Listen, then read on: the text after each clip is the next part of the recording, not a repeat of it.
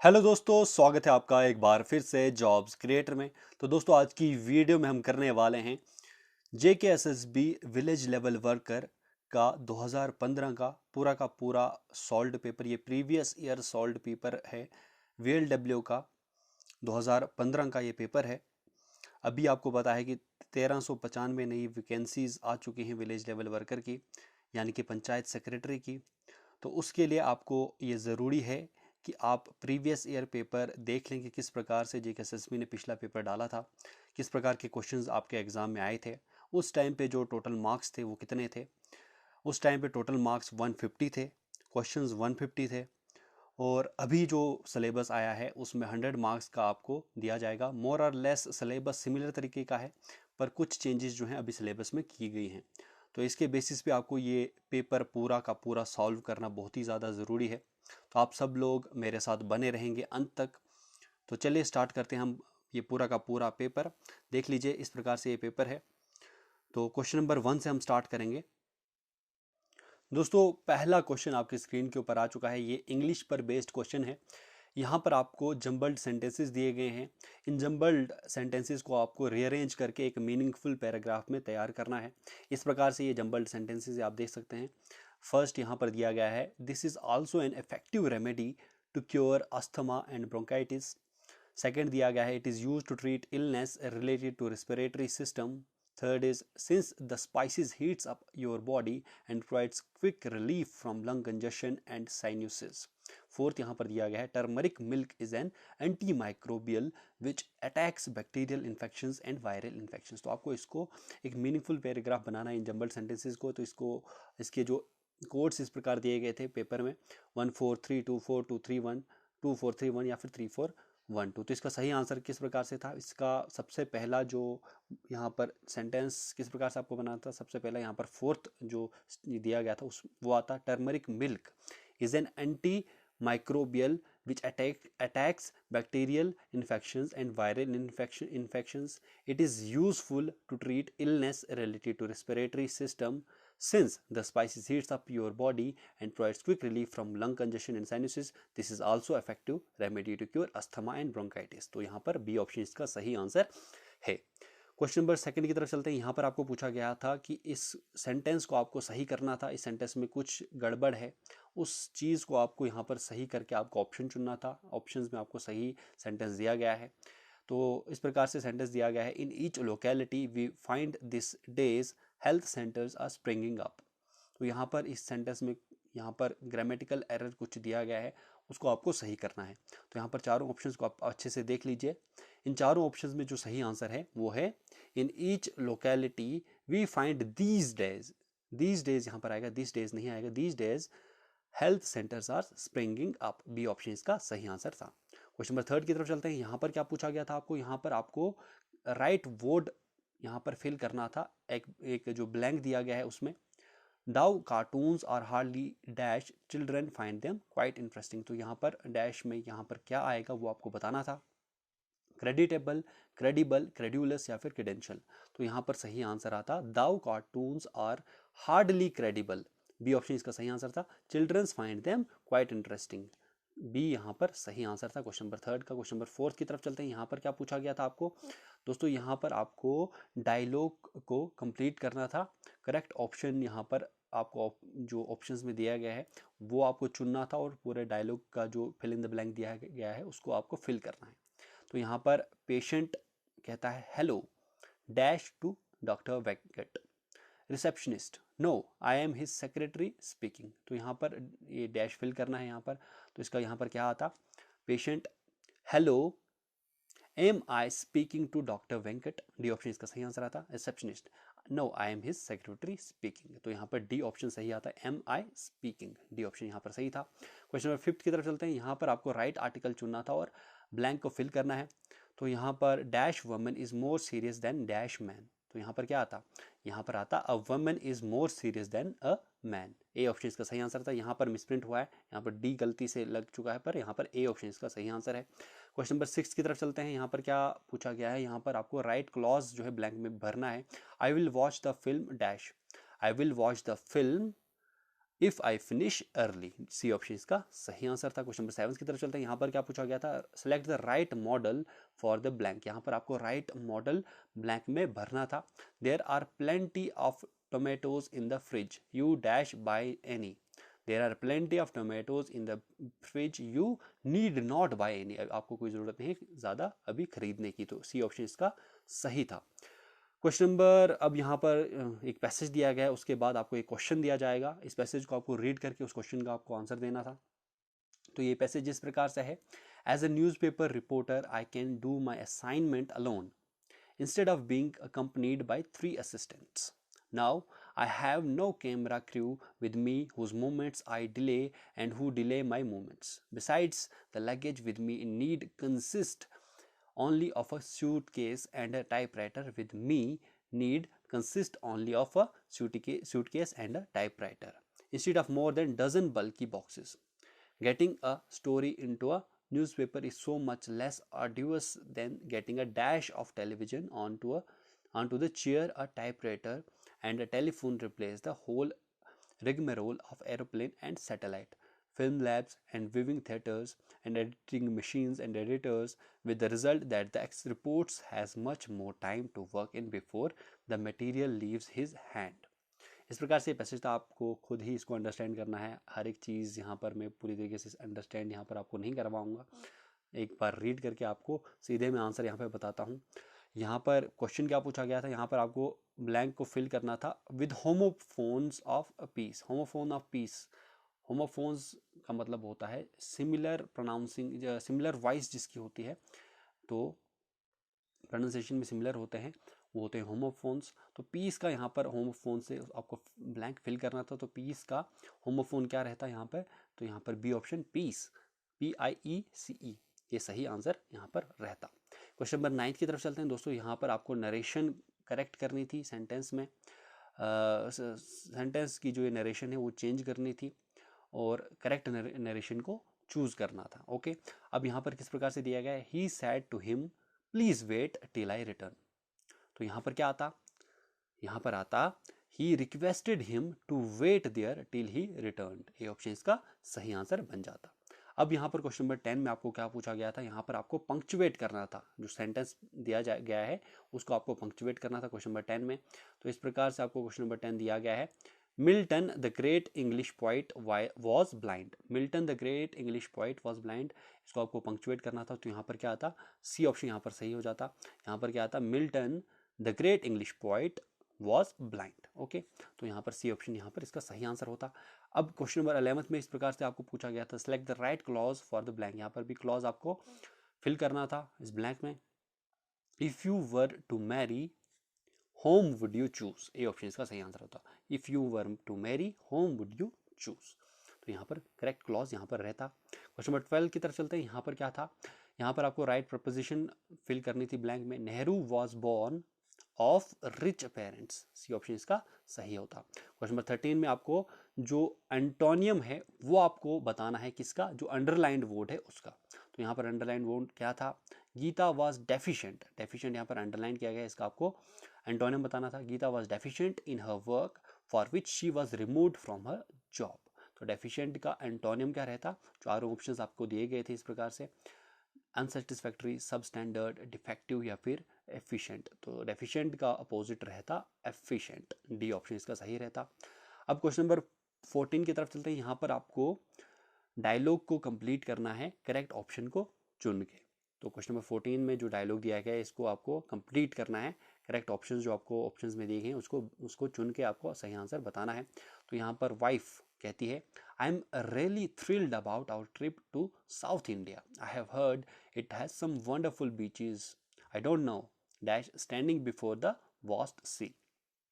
Husband, yes, it is wonderful experience to see the vast waves rising and striking the bench.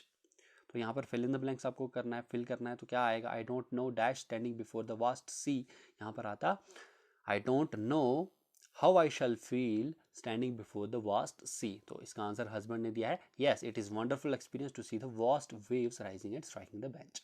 तो ये आता, यहाँ पर B option इसका सही आंसर हो जाता। सिंपल से क्वेश्चन आपको पूछे गए थे, ज़्यादा कोई टफ क्वेश्चन नहीं थे।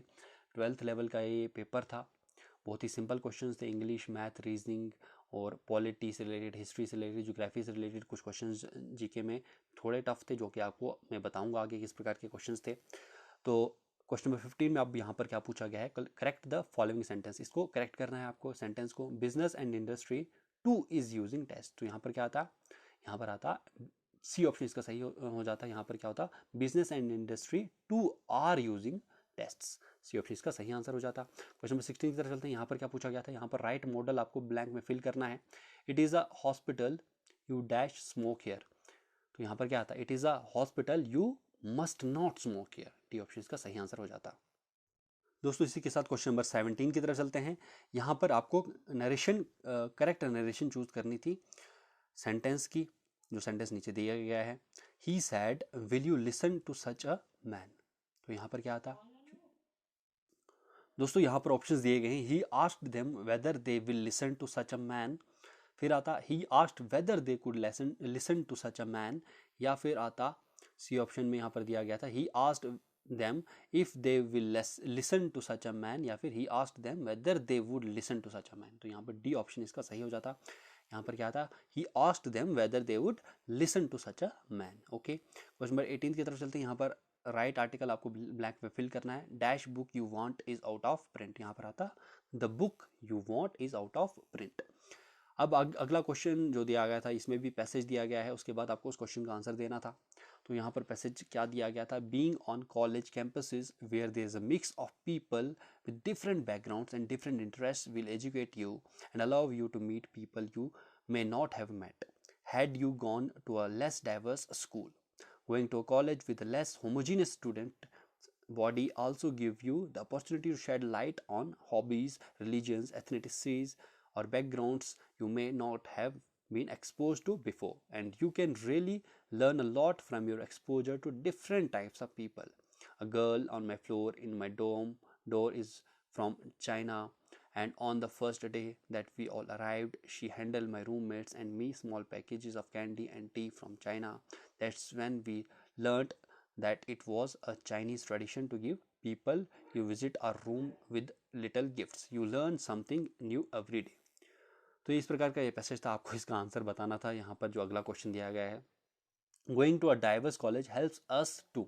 डाइवर्स कॉलेज में जाके हमें क्या मदद मिलती है, इस पैसेज के हिसाब से क्या था, तो डाइवर्स कॉलेज में जाके क्या मदद मिलती थी, यहाँ पर एक्सपोजर जो था, हमें इससे बहुत कुछ सीखने को मिलता था। Learn from our exposure to different types of people. तो इसका पैसेज के हिसाब से सी ऑप्शन इसका सही आंसर है। क्वेश्चन नंबर 20 की तरफ चलते हैं दोस्तों। यहाँ पर पूछा गया है choose the right meaning of underlined idiom. तो इंडियम यहाँ पर दिया गया है, तो उसका आपको मीनिंग सही बताना था। As a social reformer he set his face against night parties. तो यहाँ पर एज अ सोशल रिफॉर्मर के बेसिस पे यहाँ पर सेट हिज फेस अगेंस्ट का मतलब क्या है, अगेंस्ट नाइट पार्टीज। तो सेट हिज फेस अगेंस्ट का मतलब है स्टर्नली अपोज, बहुत ही ज़्यादा अपोज किया करता है, इसका मतलब ये होता है सेट हिज फेस अगेंस्ट का स्टर्नली अपोज्ड।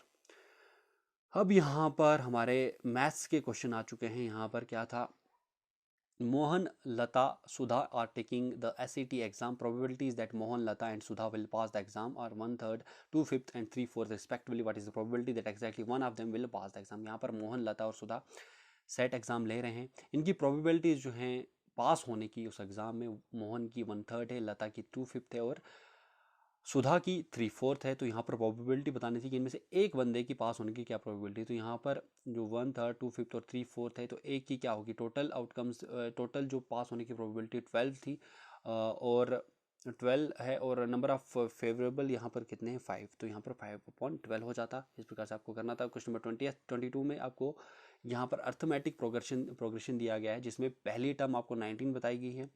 उसके बाद फर्स्ट 20 टर्म्स का सम आपको 2280 दिया गया है। अब आपको बताना था यहाँ पर कि फर्स्ट 30 टर्म्स का सम क्या रहता अगर कॉमन डिफरेंस जो है डी वो अगर डबल हो जाए। तो यहाँ पर एक फॉर्मूला आपको लगाना था। यहाँ पर सिंपल सा आपको यहाँ पर एक फॉर्मूला लगाना था। इस फॉर्मूले में आपको क्या था कि जो सम होता है एन टर्म्स का, सम ऑफ एन टर्म्स वो किसके बराबर रहता है, sum of n terms in arithmetic progression में जो सम रहता है एन टर्म्स का, सम रहता है एन टर्म्स का अर्थमेटिक प्रोग्रेशन में, वो रहता है n/2 into 2a plus n-1 into D. तो ये फार्मूला आपको याद रखना है। तो देखो यहाँ पर किस प्रकार से आपको सॉल्व करना था। तो यहाँ पर आपको सबसे पहले सम तो दिया गया था 2280, यहाँ पर दिया गया था सम। तो उसके बाद आपको पहले यहाँ पर जो फर्स्ट 20 टर्म्स यानी कि n यहाँ पर 20 था, फर्स्ट 20 टर्म्स का जो सम था 2280 दिया गया था। फर्स्ट टर्म a भी आपको दी गई थी, a यहाँ पर क्या दिया गया था, a यहाँ पर 19 दिया गया था, n आपको पता है क्या है। और यहाँ से आपको क्या करना था, यहाँ से आपको d निकालना था। तो यहाँ से आपको क्या निकालना था, यहाँ से आपको d निकालना था। तो d निकालने के बाद जब आप d निकाल लेंगे, इसमें आप सारी टर्म्स जो हैं ये यहाँ पर डालेंगे। तो इस प्रकार से आपको यहाँ पर d निकल जाएगा। तो d जो यहाँ पर आपको निकलेगा, जो कॉमन डिफरेंस जो यहाँ पर निकलेगा वो निकलेगा 10। आप खुद ही सॉल्व कर लेंगे क्योंकि यहाँ पर इतनी जगह नहीं है इसको सॉल्व करने की। बहुत ही सिंपल सा एक फॉर्मूला आप मैंने आपको बता दिया, सिंपल से आपको सॉल्व करना है इसको। d यहाँ पर 10 आ जाएगा। अब यहाँ पर दिया क्या गया है, उसके बाद यहाँ पर ये जो कॉमन डिफरेंस है यहाँ पर बता रहा है कि कॉमन डिफरेंस डबल हो जाएगा जब यहाँ पर सम जो रहेगा फर्स्ट 30 टर्म्स का वो आपको क्या करना है, वो फाइंड करना है अगर कॉमन डिफरेंस डबल हो जाएगा तो तब। तो जब कॉमन डिफरेंस डबल हो जाएगा यानी कि d कितना हो जाएगा, d हो जाएगा 20। अगर 10 हमें निकला था तो 20 हो जाएगा। उसके बाद अगर d 20 हो जाएगा तो उसी में हम जो सम, ये जो फॉर्मूला था उसी में हम ये फिर वो d की वैल्यू निकालेंगे और सम आपको निकालना है। तो n कितना दिया है, n यहाँ पर 30 है, 30/2 हो जाएगा यहाँ पे।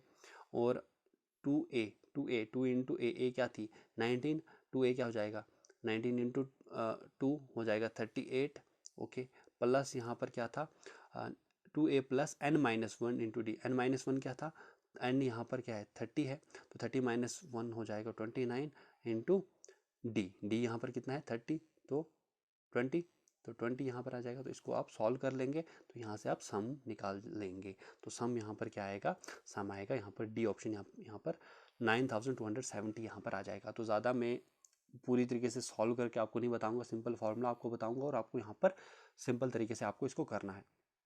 अब क्वेश्चन नंबर 3 में क्या पूछा गया है, यहाँ पर आपको बताया गया है कि स्फेरिकल शेल है जिसका इनर रेडियस 20 यूनिट्स है और आउटर रेडियस 30 यूनिट्स है। उसको मोल्ट किया गया है, उसको मोल्टन फॉर्म में करके उसको रिफॉर्म किया गया है किसमें, into cubes, into 100 identical cubes. 100 identical cubes में इसको चेंज कर दिया गया है। What will be the side length of each cube, each cube की साइड लेंथ क्या होगी। तो यहाँ पर क्या दिया गया है, यहाँ पर इनर रेडियस दिया गया है,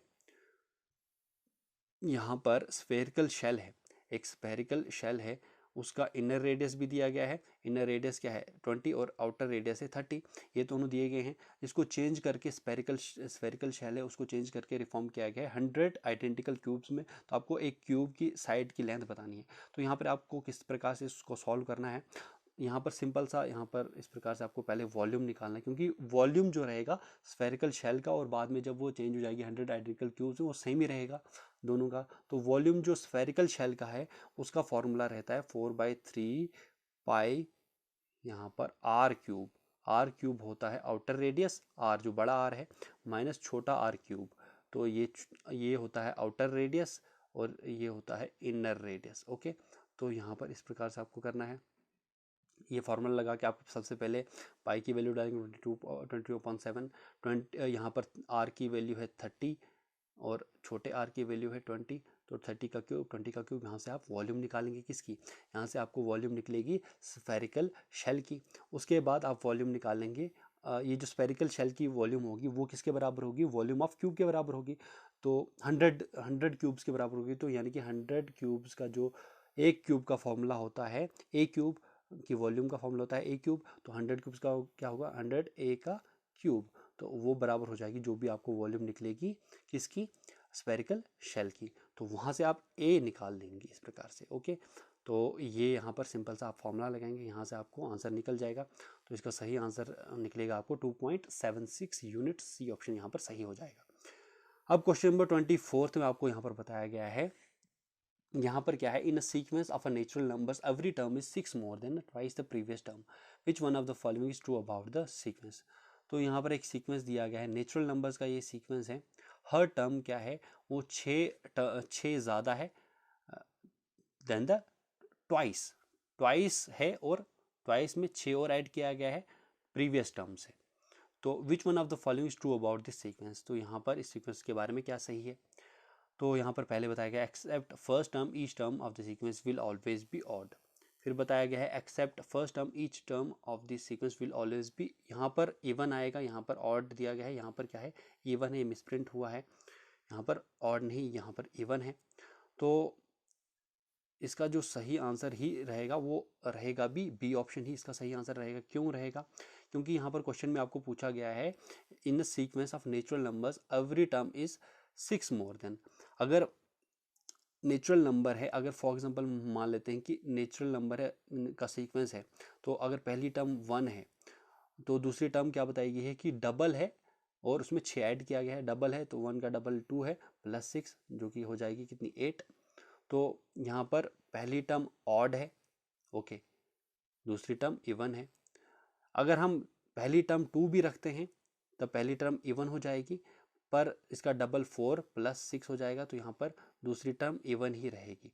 तो यहाँ पर इसका सही आंसर जो रहेगा वो रहेगा क्या, बी ऑप्शन इसका सही आंसर रहेगा, यानी कि पहली टर्म के अलावा each term of A sequence will always be even. यहाँ पर गलत है, यहाँ पर ऑड नहीं है, यहाँ पर इवन यहाँ पर दिया गया था, यहाँ पर मिसप्रिंट हुआ है, तो इवन रहेगा, बी ऑप्शन इसका सही आंसर रहेगा। क्वेश्चन नंबर 25 में आपको क्या पूछा गया है दोस्तों, यहाँ पर आपको पूछा गया है the probability of occurrence of heads on a biased coin is twice the probability of occurrence of tails. What is the probability of occurrence of tails when the coin is tossed.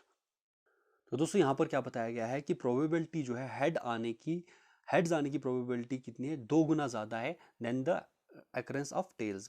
Probability है जो tales आने की probability है उससे heads आने की probability जो है, हेड आने की प्रोबेबिलिटी दुगना है।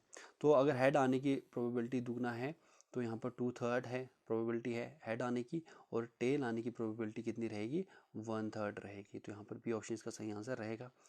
क्वेश्चन नंबर 26 की तरफ चलते हैं। यहाँ पर आपको क्या पूछा गया है, 26 में आपको पूछा गया है अ cycle has a marked price of ₹15,000। एक साइकिल है जिसकी मार्क्ड प्राइस 15,000 है, इसको सोल्ड किया गया है P% डिस्काउंट पे, इसको सोल्ड किया गया है। उसके बाद if even after this discount a profit of P% is earned, इस डिस्काउंट के बाद भी P% प्रॉफिट अर्न किया गया है। अब आपको बताना है कि P की जो वैल्यू है वो क्या रहेगी अगर कॉस्ट प्राइस उस साइकिल की 10,000 रुपीज़ है। तो यहाँ पर आपको एक चीज़, यहाँ पर फॉर्मूला में आपको बता दूंगा, यहाँ पर आपको उसके हिसाब से आपको सॉल्व करना है। तो यहाँ पर सबसे पहले आपको पता है कि प्रॉफिट जो होता है, प्रॉफिट किसके बराबर होता है, वो रहता है selling price minus cost price के बराबर। देखो आपको सेलिंग प्राइस भी दी गई यहाँ पर है और कॉस्ट प्राइस दी गई है।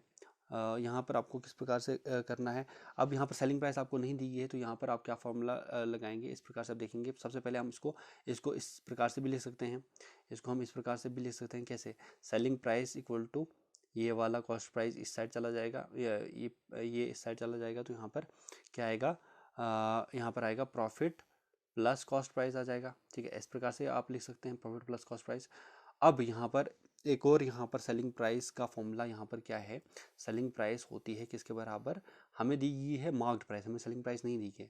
सेलिंग प्राइस होती है बराबर मार्क्ड प्राइस के multiplied by 1 minus discount percent upon 100, ये वाला फॉर्मूला होता है। तो अब ये वाला फॉर्मूला और सेलिंग प्राइस दोनों का हम इक्वेट करेंगे तो वहाँ से परसेंटेज हम निकाल सकते हैं। किस प्रकार से निकालेंगे, यहाँ पर प्रॉफिट प्लस कॉस्ट प्राइस जो कि एक सेलिंग प्राइस का फॉर्मूला होता है इक्वल टू दूसरा सेलिंग प्राइस का फॉर्मूला क्या है, marked price into 1 minus discount percent upon 100। तो ये वाला फॉर्मूला में आप कॉस्ट प्राइस की वैल्यू डालेंगे, मार्क्ड प्राइस की वैल्यू डालेंगे, फिर आप प्रॉफिट कितना है वो आप डालेंगे P%, और वहाँ के उसके बाद आप डिस्काउंट परसेंट कितना है वो भी है P%। तो यहाँ से आप P की वैल्यू यहाँ से आप निकाल लेंगे। ठीक है, तो P की वैल्यू कितनी आएगी यहाँ पर, ये आएगी यहाँ अराउंड हमारे पास 20%। बी ऑप्शन इसका सही आंसर रहेगा। इसी के साथ क्वेश्चन नंबर 27 में आपको दिया गया है twice the number of marbles and thrice the number of coins with Raghav are 70। यहाँ पर twice number of marbles plus thrice the number of coins, Raghav के पास कितनी है यार, टोटल 70 है। If Raghav has at least one marble, अगर एक मार्बल एटलीस्ट है ही है और एटलीस्ट उसके पास एक कॉइन भी है, तो then which of these could be the number of coins that Raghav has, तो नंबर ऑफ कॉइन्स कितनी होंगी।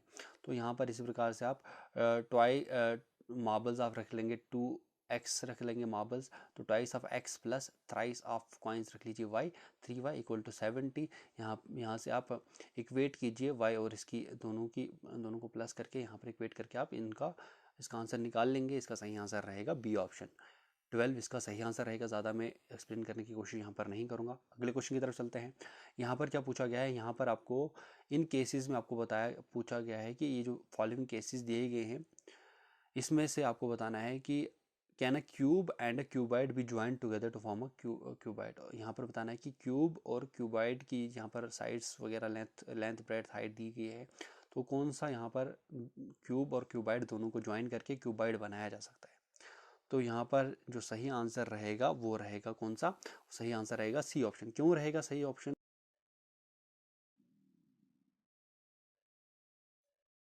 दोस्तों क्वेश्चन नंबर 28 में इस प्रकार से आपको दिया गया है। 28 हमने कर लिया था, क्वेश्चन नंबर 29 भी कर लिया। 30th की तरफ चलते हैं। यहाँ पर क्या बताया गया है, यहाँ पर बताया गया है two right circular cones and right circular cylinders are taken. दो राइट सर्कुलर कोन्स दिए गए हैं और उनके साथ एक सिलेंडर लिया गया है, सभी का all of which have the same, सभी का सेम रेडियस भी है और सेम हाइट भी है। अब जो कोन्स की बेसिस हैं वो सिलेंडर की बेसिस के साथ ज्वाइंट की गई हैं, दोनों सिलेंडर की बेसिस के साथ। उसके बाद आपको बताना है what would be the ratio of total volume of structure formed to the volume of right circular cylinder. तो टोटल स्ट्रक्चर जो बनेगा उसका वॉल्यूम और volume of right circular cylinder का रेशियो क्या रहेगा उसका आपको बताना है। तो इस प्रकार से है यहाँ पर इसका स्ट्रक्चर जो है इस प्रकार से कैसे बनेगा। यहाँ पर जो दो कोन्स हैं, यहाँ पर ये जो कोन है इस प्रकार से एक कोन बनेगा, ओके, ये सिलेंडर के साथ ज्वाइंट है, इस प्रकार से ये सिलेंडर है इसके साथ ज्वाइंट है और दूसरा कोन इस प्रकार से इसके साथ ज्वाइंट है। अब यहाँ पर इसकी हाइट है h कोन की, अब इसकी भी हाइट है h और यहाँ पर जो सिलेंडर है उसकी भी हाइट है h, यानी कि तीनों की एक साथ 3h है और रेडियस इनका r है, ओके, तीनों का, इसका भी और इसका भी, ठीक है। अब यहाँ पर आपको क्या पूछा गया है, यहाँ पर आपको पूछा गया है कि रेशियो क्या रहेगा वॉल्यूम ऑफ द स्ट्रक्चर का और volume of right circular cylinder का। अब स्ट्रक्चर का जो वॉल्यूम रहेगा वो क्या रहेगा, तीनों का, ये दोनों कोन्स का और एक जो सिलेंडर का, उन तीनों का वॉल्यूम जो रहेगा उसका और total volume of the cylinder. तो यहाँ पर किस प्रकार से आप वॉल्यूम निकालेंगे पूरे स्ट्रक्चर का, वॉल्यूम ऑफ स्ट्रक्चर कैसे निकालेंगे, volume of cones plus volume of cylinders. तो वॉल्यूम ऑफ स्ट्रक्चर किस प्रकार से हमारे पास आ जाएगा, यहाँ पर आ जाएगा वॉल्यूम ऑफ स्ट्रक्चर कैसे आ जाएगा हमारे पास, वॉल्यूम जो रहेगा स्ट्रक्चर का वो क्या रहेगा, वो रहेगा कोन्स का वॉल्यूम। कोन्स का वॉल्यूम क्या रहेगा, इसका फॉर्मूला रहता है 1/3 पाई आर स्क्वायर एच। तो दोनों कोन्स होंगे तो दोनों का 1/3 pi r square h, okay, multiplied by और क्या यहाँ पर रहेगा वॉल्यूम ऑफ सिलेंडर जो कि रहती है, कितनी रहती है, वो रहती है पाई आर स्क्वायर एच। तो यहाँ से आप क्या कॉमन निकालेंगे, यहाँ से आपको पाई आर स्क्वायर एच कॉमन निकलेगा। यहाँ पर 1/3 अंदर आ जाएगा, प्लस 1/3 आ जाएगा और प्लस 1 आ जाएगा। तो यहाँ से आप इसको सॉल्व करेंगे तो आपको क्या आ जाएगा, pi r square h into 5/3, pi r square h into 5/3 आ जाएगा। यह आ जाएगा वॉल्यूम किसका, पूरे स्ट्रक्चर का, यानी कि 5/3 upon 5/3 into pi r square h. और वॉल्यूम क्या रहता है सिलेंडर का, वो रहता है पाई आर स्क्वायर एच। तो यहाँ पर जो रेशियो रहेगा वो रहेगा कितना, वो रहेगा 5/3। ओके, आपको समझ आ गया होगा, ज़्यादा टाइम लग गया इस क्वेश्चन में। अब क्वेश्चन नंबर 31 की तरफ चलते हैं। यहाँ पर आपको क्या बताया गया है, Jeevan has scored 12 marks more in economics as compared to marks scored in sociology. Jeevan ने 12 मार्क्स ज़्यादा स्कोर किए हैं इकोनॉमिक्स में as compared to the marks scored in sociology. अगर सम ऑफ मार्क्स जो है जीवन ने जो स्कोर किए हैं दोनों सब्जेक्ट्स में 176 है, तो आपको बताना है कि टोटल मार्क्स जीवन ने सोशियोलॉजी में कितने स्कोर किए हैं। तो इस प्रकार से आपको सॉल्व करना है इसको। यहाँ पर हम लेट करेंगे हम कि जीवन ने सोशियोलॉजी में, जीवन ने हम लेट करेंगे, जीवन ने सोशियोलॉजी एस से सोशियोलॉजी को रिप्रेजेंट करते हैं कि एक्स मार्क्स स्कोर किए हैं। और यहाँ पर बताया है कि इकोनॉमिक्स में उसने कितने 12 मार्क्स ज़्यादा स्कोर किए हैं सोशियोलॉजी से, तो x+12 आ जाएगा यहाँ पर। इकोनॉमिक्स के मार्क्स आ जाएंगे। अब यहाँ पर दोनों का जो दोनों सब्जेक्ट्स का सम है मार्क्स का, वो कितना है बताया गया है 176, यानी कि x यहाँ पर, यानी कि x+12 वो कितना दिया गया है, वो दिया गया है 176। तो x+x आ जाएगा 2x, 2x+12 इक्वल टू 176, और यहाँ से आप x निकालेंगे, 176 माइनस 12 हो जाएगा, यहाँ पर जो आ जाएगा 164/2 आ जाएगा हमारे पास, x इक्वल टू 82। अगर x हमारे पास 82 आ गया, तो अब यहाँ पर हमारे पास x क्या था, x हमने लेट किया था मार्क्स इन सोशियोलॉजी, तो वही आपको निकालना था। सही आंसर है A option. Okay, question number 32 की तरफ चलते हैं दोस्तों। यहाँ पर क्या था, यहाँ पर पूछा गया है a biased dice has numbers from 1 to 6। एक बाइस्ड डाइस है, उसके नंबर्स हैं 1 से लेकर 6 तक हैं, उसके फेसेस पे लिखे गए हैं। ओके, अब प्रोबेबिलिटी जो है एक अकरेंस की एक आने की प्रोबेबिलिटी कितनी है डाइस पे, वो नॉन पॉजिटिव नंबर है, यानी कि पॉजिटिव नहीं है, नॉन पॉजिटिव नंबर है। अब आपको बताना है कि प्रोबेबिलिटी क्या रहेगी अकरेंस की of numbers from 2 to 6। 2 to 6 जो उसके फेसेस पे नंबर्स हैं, उनकी प्रोबेबिलिटी क्या रहेगी आने की। यहाँ पर उसकी प्रोबेबिलिटी दी गई है कि 2 to 6 is same for these 5 numbers. उन सभी 2 to 6 के बीच में जो है उनकी प्रोबेबिलिटी अकरेंस जो है सभी की सेम है उन 5 नंबर्स की। अब आपको अगर डाइस 2 बार थ्रो किया गया है, a dice is thrown once, dice is thrown once, अगर एक बार डाइस को थ्रो किया गया है, तो what is the probability that an odd number appears on the dice. Odd number आने की प्रोबेबिलिटी क्या है। ओके, तो आपको इसको यहाँ पर सिंपल तरीके से यहाँ पर सॉल्व करना है। किस प्रकार से होगा, यहाँ पर फेवरेबल आउटकम्स कितने हैं, फेवरेबल आउटकम्स कितने हैं, फेवरेबल आउटकम्स यानी कि आपको क्या निकालना है, फेवरेबल आउटकम्स यानी कि ऑड नंबर्स निकालने की। ऑड नंबर्स कितने आ सकते हैं, तो फेवरेबल आउटकम्स कितने आ सकते हैं, वो 2 ही आ सकते हैं। फेवरेबल आउटकम्स 2 हैं, कौन कौन से हैं, 3 आ सकता है या फिर 5 आ सकता है, ये दोनों ऑड है ना, 3 और 5। तो एक तो यहाँ पर हमारे उसकी जो पॉसिबिलिटी वो नॉन पॉजिटिव नंबर है, तो वो तो नहीं आएगा, तो यहाँ पर फेवरेबल आउटकम्स 2 रहेंगे। टोटल आउटकम्स कितने रहेंगे, टोटल आउटकम्स कितने हैं, 5 हैं। तो क्या हमारे पास प्रोबेबिलिटी रहेगी 2/5। ओके, 2/5 हमारे पास प्रोबेबिलिटी आ जाएगी, यानी कि बी ऑप्शन का सही आंसर है। अब क्वेश्चन नंबर 33 में आपको क्या पूछा गया है, यहाँ पर आपको सम मेटेलिक हेमिस्फीयर्स दी गई हैं ऑफ रेडियस आर ईच। कुछ मेटेलिक हेमिस्फीयर्स दिए गए हैं जिनकी रेडियस कितनी है, आर है, वो ली गई हैं। They are melted together and reform to make a sphere of radius 3r। यहाँ पर इन मेटेलिक हेमिस्फीयर्स को बाद में मेल्ट करके उन जो एक स्फेयर बनाया गया है जिसका रेडियस 3 गुना ज़्यादा है पहले जो हेमिस्फीयर्स हैं उनसे, 3r है उनका। How many hemispheres were there originally, कितनी हेमिस्फीयर्स वहाँ पर ओरिजिनली थी वो आपको बताना है। तो यहाँ पर आपको पता होगा कि वॉल्यूम जो है सिमिलर रहेगा बाद में और पहले। तो हम सबसे पहले देख लेते हैं कि वॉल्यूम का फॉर्मूला क्या रहता है। तो वॉल्यूम जो रहता है हेमिस्फीयर का, वॉल्यूम जो रहता है हेमिस्फीयर का, वो क्या रहता है, उसका फॉर्मूला वो रहता है 2/3πr³। 2/3πr³ रहता है। और वॉल्यूम जो रहता है स्फेयर का, वो क्या रहता है 4/3, यानी कि बल रहता है 4/3πr³ रहता है। ओके, ये आपको समझ आ गया, ये फॉर्मूला रहता है। अब एक स्फेयर बनाने के लिए जिसका क्या रहेगा, एक स्फेयर बनाने के लिए जिसका रेडियस 3r रहेगा फ्रॉम हेमिस्फेयर जिसका रेडियस r है, तो यहाँ पर क्या है, तो 3r है। तो इस प्रकार से आप इसको आप देख लेंगे। इस प्रकार से क्या है कि हेमिस्फेयर जो रहेगा इसका अगर रेडियस r है, तो स्फेयर का रेडियस 3r हो चुका है, तो वहाँ पर क्या होगा, इस प्रकार से हो जाएगा। दोनों का वॉल्यूम तो बाद में और पहले भी सेम ही रहेगा, तो आपको नंबर्स निकालने हैं। तो किस प्रकार से आप निकालेंगे, तो आप एक्स्ट्रा जो आ जाएगा यहाँ पर 2, यानी कि 4/3πr³। r क्या है, अब यहाँ पर 4/3πr³ स्फेयर का था, तो r यहाँ पर 3r है, 3r का क्यूब है, वो किसके बराबर है, यहाँ पर आ जाएगा 2/3πr³, जो कि किसका फॉर्मूला है, r यहाँ पर सिंपल ये रेडियस है जो कि है हेमिस्फेयर का, ये वाला हेमिस्फेयर का, ये स्फेयर का। अब यहाँ पर आप 4/3 को आप 2/3 भी ले सकते हैं और मल्टीप्लाई आप 2 के साथ यहाँ पर कर सकते हैं ना, सिंपल। तो ये वाला कॉमन है 2/3π, 2/3π। अब यहाँ पर अलग क्या है, 3 का क्यूब आ जाएगा, 3 × 3 × 3 आ जाएगा, जो कि आएगा हमारे पास 3 × 3 = 9, 3 = 27, और बाकी r³ और r³ सिमिलर रहेगा यहाँ पर भी।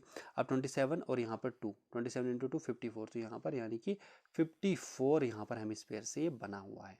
ओके, तो हेमिस्फीयर्स कितनी रिक्वायर्ड है, 54। यहाँ से आप इजीली निकाल सकते हैं इसको, 54 यानी कि सी ऑप्शन इसका सही आंसर था। अब क्वेश्चन नंबर 34 में आपको क्या दिया गया है, यहाँ पर एक क्यूबाइड लिया गया है और उसको डिवाइड किया गया है 2 इक्वल पार्ट्स में, ताकि हर एक पार्ट एक क्यूब बने। एक क्यूबाइड है जिसको डिवाइड किया गया है इस प्रकार से कि हर एक पार्ट एक क्यूब बने, which of this will be definitely true, इसमें से कौन सा सही होगा ही होगा। तो cuboid is a cube itself, the ratio of a pair of side of cuboid is 1:2, या फिर no two edges of cuboid are of equal length, या फिर cuboid can never be divided into two identical cubes. अब पहला यहाँ पर क्या दिया गया, cuboid is a cube itself, cuboid जो है वही क्यूब है, कैसे होगा, ये तो नहीं होगा क्योंकि उसको कट करके जो है दो क्यूब्स बन रहे हैं तभी वो क्यूबाइड बन रहा है, यानी कि उसकी लेंथ जो होगी वो डबल होगी। यानी कि इस प्रकार से अगर क्यूबाइड होगा, ये अगर क्यूबाइड है, ओके, ये क्यूबाइड है, स्ट्रक्चर उतना सही नहीं है, पर यहाँ पर अगर इसका जो लेंथ है वो अगर 2s होगा तो ये s होगा और ये भी s होगा, हाइट और ये, तभी हम इसको बीच में कट करेंगे तो ये s और ये s कट हो जाएगा, तो यहाँ पर लेंथ ब्रेड्थ और हाइट तो सिमिलर रहेगी, तभी ये दो आइडेंटिकल क्यूब्स में चेंज हो जाएगा ना। ओके, तो यानी कि अब यहाँ पर अगर 2s इसकी लेंथ है तो यहाँ पर s है, तो इन यहाँ पर सिर्फ एक ऑप्शन सही रहेगा कि रेशियो जो है इसके पेयर ऑफ साइड्स का वो 1:2 रहेगा, क्योंकि अगर लेंथ इसकी 2s है और ब्रेड्थ और हाइट यहाँ पर s है तो यहाँ पर इनका रेशियो 1:2 ही रहेगा, बस ये वाला ऑप्शन सही है। बाकी जो यहाँ पर बताया गया है cuboid is a cube itself, ये गलत हो जाएगा, ये सही है। बाकी no two edges of cuboid are equal length, दो एजेस तो रहेंगी, ब्रेड्थ और हाइट तो सिमिलर रहेंगी, ये भी गलत रहेगा।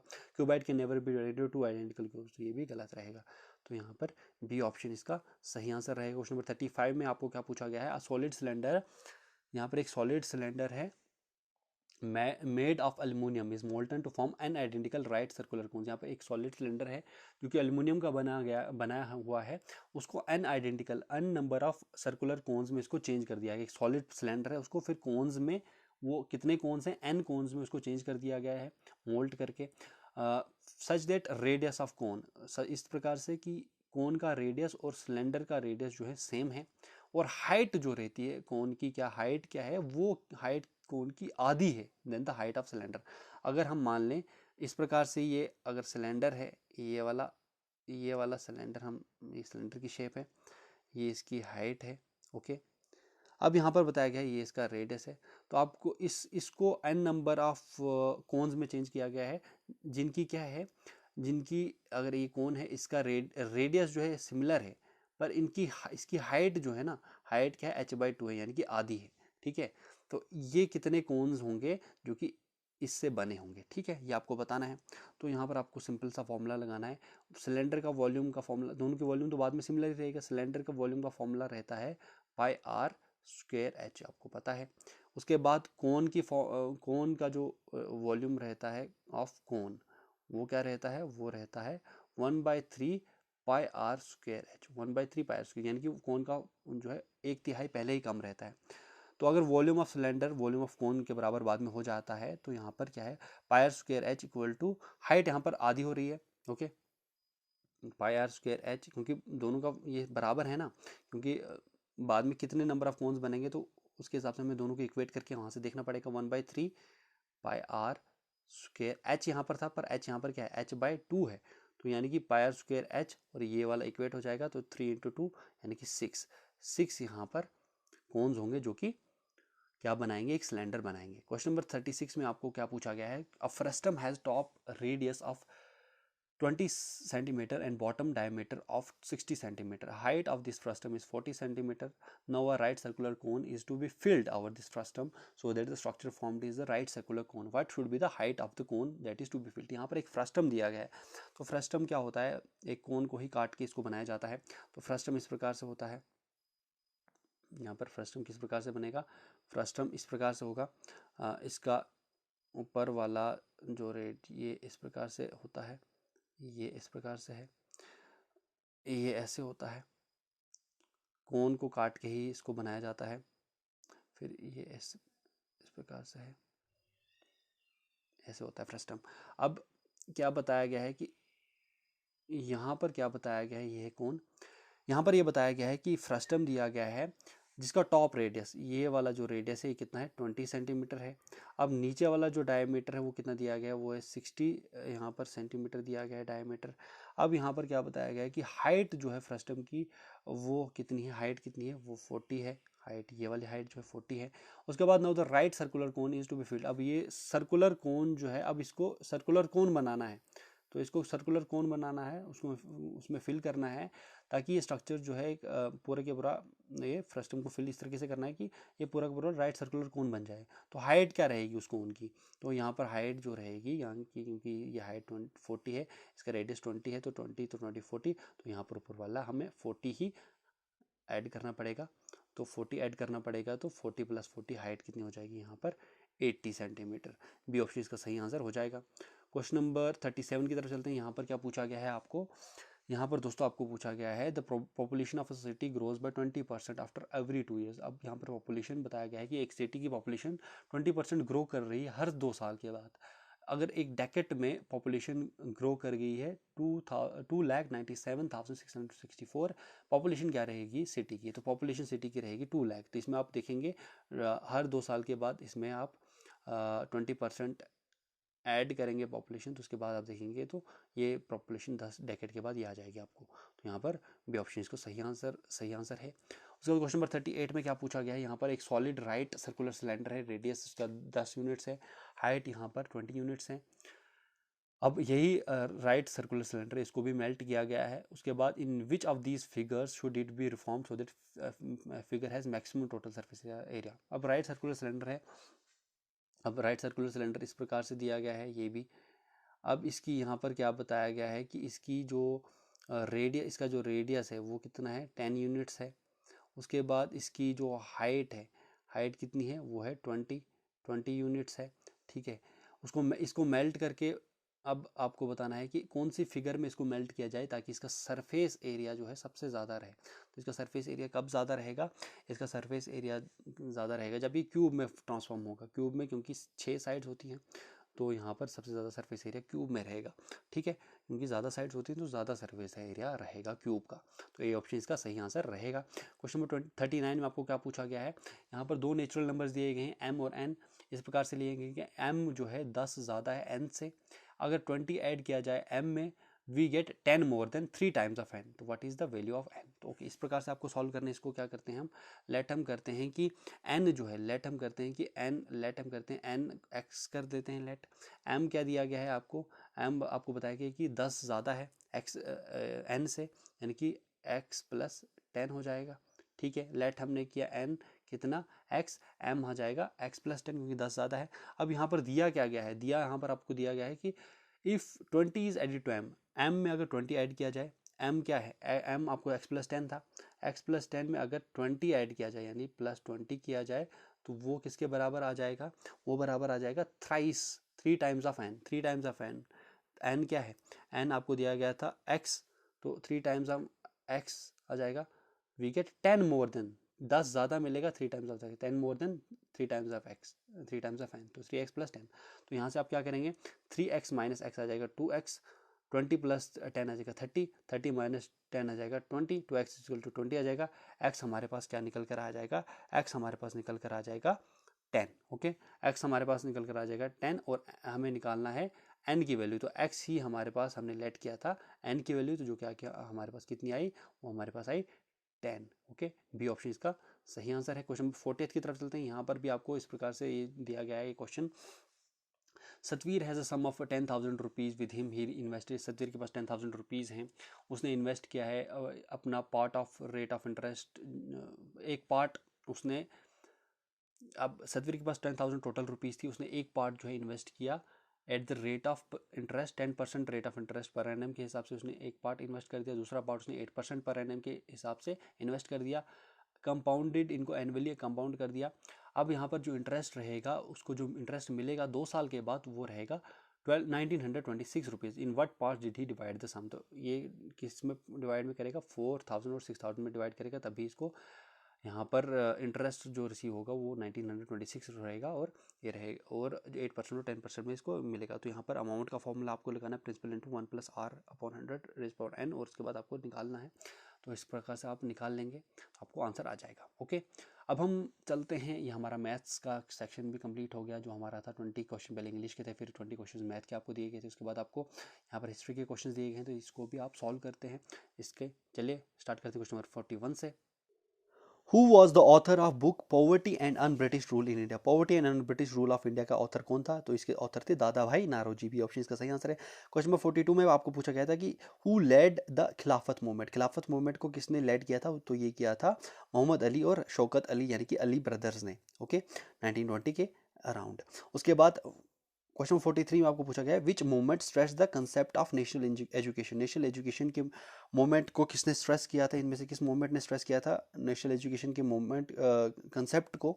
तो यहाँ पर ये किया था स्वदेशी मूवमेंट ने। क्वेश्चन 44 में आपको पूछा गया है arms act was passed in the year? Arms act कब पास हुआ था? तो आर्म्स एक्ट पास हुआ था 1878 में। क्वेश्चन 45 में आपको पूछा गया है which of the following was not cause of formation of Muslim League in 1906? तो इनमें से कौन सा कॉज नहीं था मुस्लिम लीग बनाने का 1906 में? तो दोस्तों क्वेश्चन नंबर 45 का जो सही आंसर है वो है ए ऑप्शन। ए ऑप्शन में आपको क्या दिया गया है? ए ऑप्शन में आपको दिया गया है Muslims wanted a separate nation. Muslims यहाँ पर सेपरेट नेशन चाहते थे, तो ये गलत है। तो मुस्लिम लीग बनाने का ये नहीं था 1906 में जब ये बनी थी। ठीक है, क्वेश्चन नंबर 46 की तरफ यहाँ पर चलते हैं। यहाँ पर क्या पूछा गया है who played an important role in spreading Swadeshi movement across India? Swadeshi movement को स्प्रेड करने के लिए इनमें से किसने सबसे इंपॉर्टेंट रोल निभाया था? तो निभाया था बाल गंगाधर तिलक ने, जो कि एक एक्सट्रीमिस्ट लीडर थे। क्वेश्चन नंबर 47 की तरफ चलते हैं। यहाँ पर आपको बताना है कि according to the safety valve theory के हिसाब से what was the Hume's main intention क्या था ह्यूम का in encouraging foundation of Congress को एनकरेज करने के लिए सेफ्टी वेल्व थ्योरी क्या थी? ये क्या था? इसका सही आंसर था A option provide a safe outlet provide करता था ये टू अ ग्रोइंग जो डिस्कंटेंट हुआ था अमंग एजुकेटेड इंडियंस, उसके लिए एक सेफ आउटलेट था ये। ठीक है, कांग्रेस को बनाने का। ठीक है, क्वेश्चन 48 की तरफ चलते हैं। यहाँ पर विच of the following was not a result of unjust British economic policies? तो इनमें से कौन सा रिजल्ट नहीं था अनजस्ट ब्रिटिश इकोनॉमिक पॉलिसीज का? तो सही आंसर है इसका balance of trade and higher employment in India due to the increase in exports. D option इसका सही आंसर था। क्वेश्चन नंबर 49 की तरफ चलते हैं। विच one of the following is a wrong match? इनमें से कौन सा रॉन्ग मैच किया गया है? 1878 वर्नाकुलर प्राइस एक्ट, ये सही है। 1913 दांडी मार्च, ये गलत है। 1931 में किया गई थी दांडी मार्च। 1885 formation of the Indian national Congress, सही है। 1985 पार्टीशन ऑफ बंगाल, तो बी ऑप्शन यहाँ पर गलत है। फिर 50th में आपको बताया गया है which was the lost territory to be annexed through the subsidiary alliance जो था उसमें सबसे लास्ट टेरिटरी कौन सी थी जो कि अधीन कर दी गई थी, एनेक्स कर दी गई, कॉन्कर कर दी गई थी? तो कौन सी थी? अवध जो है सब्सिडरी अलायंस के तहत इसको एनेक्स किया गया था। ठीक है, क्वेश्चन 51 में आपको पूछा गया है which one of the following was result of 1857 uprising? इनमें से कौन सा 1857 की अपराइजिंग का रिजल्ट था? तो इनमें से सही आंसर जो है 1857 की अपराइजिंग का रिजल्ट क्या रहा था? वो रहा था British crown took over the powers from east India company से ब्रिटिश क्राउन ने बाद में पावर्स ले ली थी। किसकी वजह से? 1857 अपराइजिंग यानी 1857 की रिवोल्ट की वजह से। 52 में यहाँ पर पूछा गया है which of the following was against the policy followed by the extremist? इनमें से कौन सा अगेंस्ट था जो कि पॉलिसी एक्सट्रीमिस्ट फॉलो करते थे? तो दोस्तों इसका सही आंसर जो था वो है D option discuss reform with the government. तो ये गवर्नमेंट के साथ रिफॉर्म डिस्कस करना एक्सट्रीमिस्ट की पॉलिसी के बिल्कुल अगेंस्ट था। क्वेश्चन नंबर 53 में आपको पूछा गया है which of the following was an objective of Mountbatten plan of June 1947? तो माउंट बेटन प्लान जो था उसका ऑब्जेक्टिव क्या था 1947 में जो लाया गया था? मेन ऑब्जेक्टिव क्या था इसका? वो था form a separate constitutional assembly बनाना पाकिस्तान के लिए और इसका कॉन्स्टिट्यूशन भी बनाना। क्वेश्चन 54 में यहाँ पूछा गया है after which incident Gandhi ji call off the non cooperation movement 1922 में? तो किस इंसिडेंट के बाद गांधी जी ने नॉन कोऑपरेशन मूवमेंट को कॉल ऑफ कर दिया था 1922 में? तो ये था चोरा चोरी अपराइजिंग जो हुई थी, चोरा चोरी जो इंसिडेंट हुआ था जिसमें पुलिस ऑफिसर्स बहुत सारे पुलिसमैन को मारा गया था लोकल्स द्वारा, तो उसकी वजह से गांधी जी ने नॉन कोऑपरेशन मूवमेंट को विड्रॉ कर लिया था। क्वेश्चन 55 में आपको पूछा गया है quit India movement was launched during the rule of which one of the following viceroys? Quit India movement किस वाइसरॉय के अंदर लॉन्च किया गया था? तो ये लॉन्च किया गया था quit India movement Lord Linlithgow के दौरान। क्वेश्चन 56 में पूछा गया है which one of the following rights allows an Indian citizen to reside or settle in any part of India? इनमें से कौन सा राइट आप इंडियन सिटीजन को मिलता है ताकि वो कहीं पर भी सेटल हो सके इंडिया में, किसी भी पार्ट में इंडिया के वहाँ पर सेटल हो सके। तो सही आंसर यहाँ पर क्या है, right to freedom, B option इसका सही आंसर है। क्वेश्चन नंबर 57 में आपको पूछा गया है which one of the following is incorrect with respect to the filling of nominations in India. इनमें से कौन सा इनकरेक्ट है किसके रिस्पेक्ट में, नॉमिनेशंस फिल करने के रिस्पेक्ट में इंडिया में। तो सही आंसर है यहाँ पर nominations can be filed even on a public holiday, public holiday पे नॉमिनेशंस फाइल की जा सकती है, पर ये गलत है, पब्लिक हॉलीडे पे नॉमिनेशंस फाइल नहीं की जा सकती। क्वेश्चन 58 में आपको क्या पूछा गया, Indian democracy comes under which type of following division. इनमें से इंडियन डेमोक्रेसी किस में आती है, तो इंडियन डेमोक्रेसी आती है लिबरल यानी कि रिप्रेजेंटेटिव डेमोक्रेसी है इंडिया की। क्वेश्चन नंबर 59 में आपको पूछा गया है which of the following statement is false with respect to municipal council. Municipal council के उसमें कौन सा यहाँ पर ये गलत स्टेटमेंट दिया गया है। तो यहाँ पर जो सही आंसर है वो है C option, councillors of municipal corporations are elected for 3 years. ये 5 ईयर्स के इलेक्ट होते हैं, 3 ईयर्स के लिए नहीं होते हैं। उसके बाद यहाँ पर जो क्वेश्चन नंबर 60th है उसकी तरफ चलते हैं। 60th में क्या पूछा गया है, which fundamental right is violated when a 12-year-old girl works as a full time housemaid. तो कौन सा यहाँ पर फंडामेंटल राइट वायलेट होता है जब एक 12 साल की लड़की फुल टाइम मेड के तौर पे एक्ट करती है। कल्चरल एंड एजुकेशनल राइट्स, या फिर right to freedom, right against exploitation, या फिर राइट टू इक्वालिटी। तो आर्टिकल 29 और 30 यहाँ पर जो आते हैं राइट अगेंस्ट एक्सप्लॉयटेशन, तो सी यहाँ पर सही आंसर इसका है।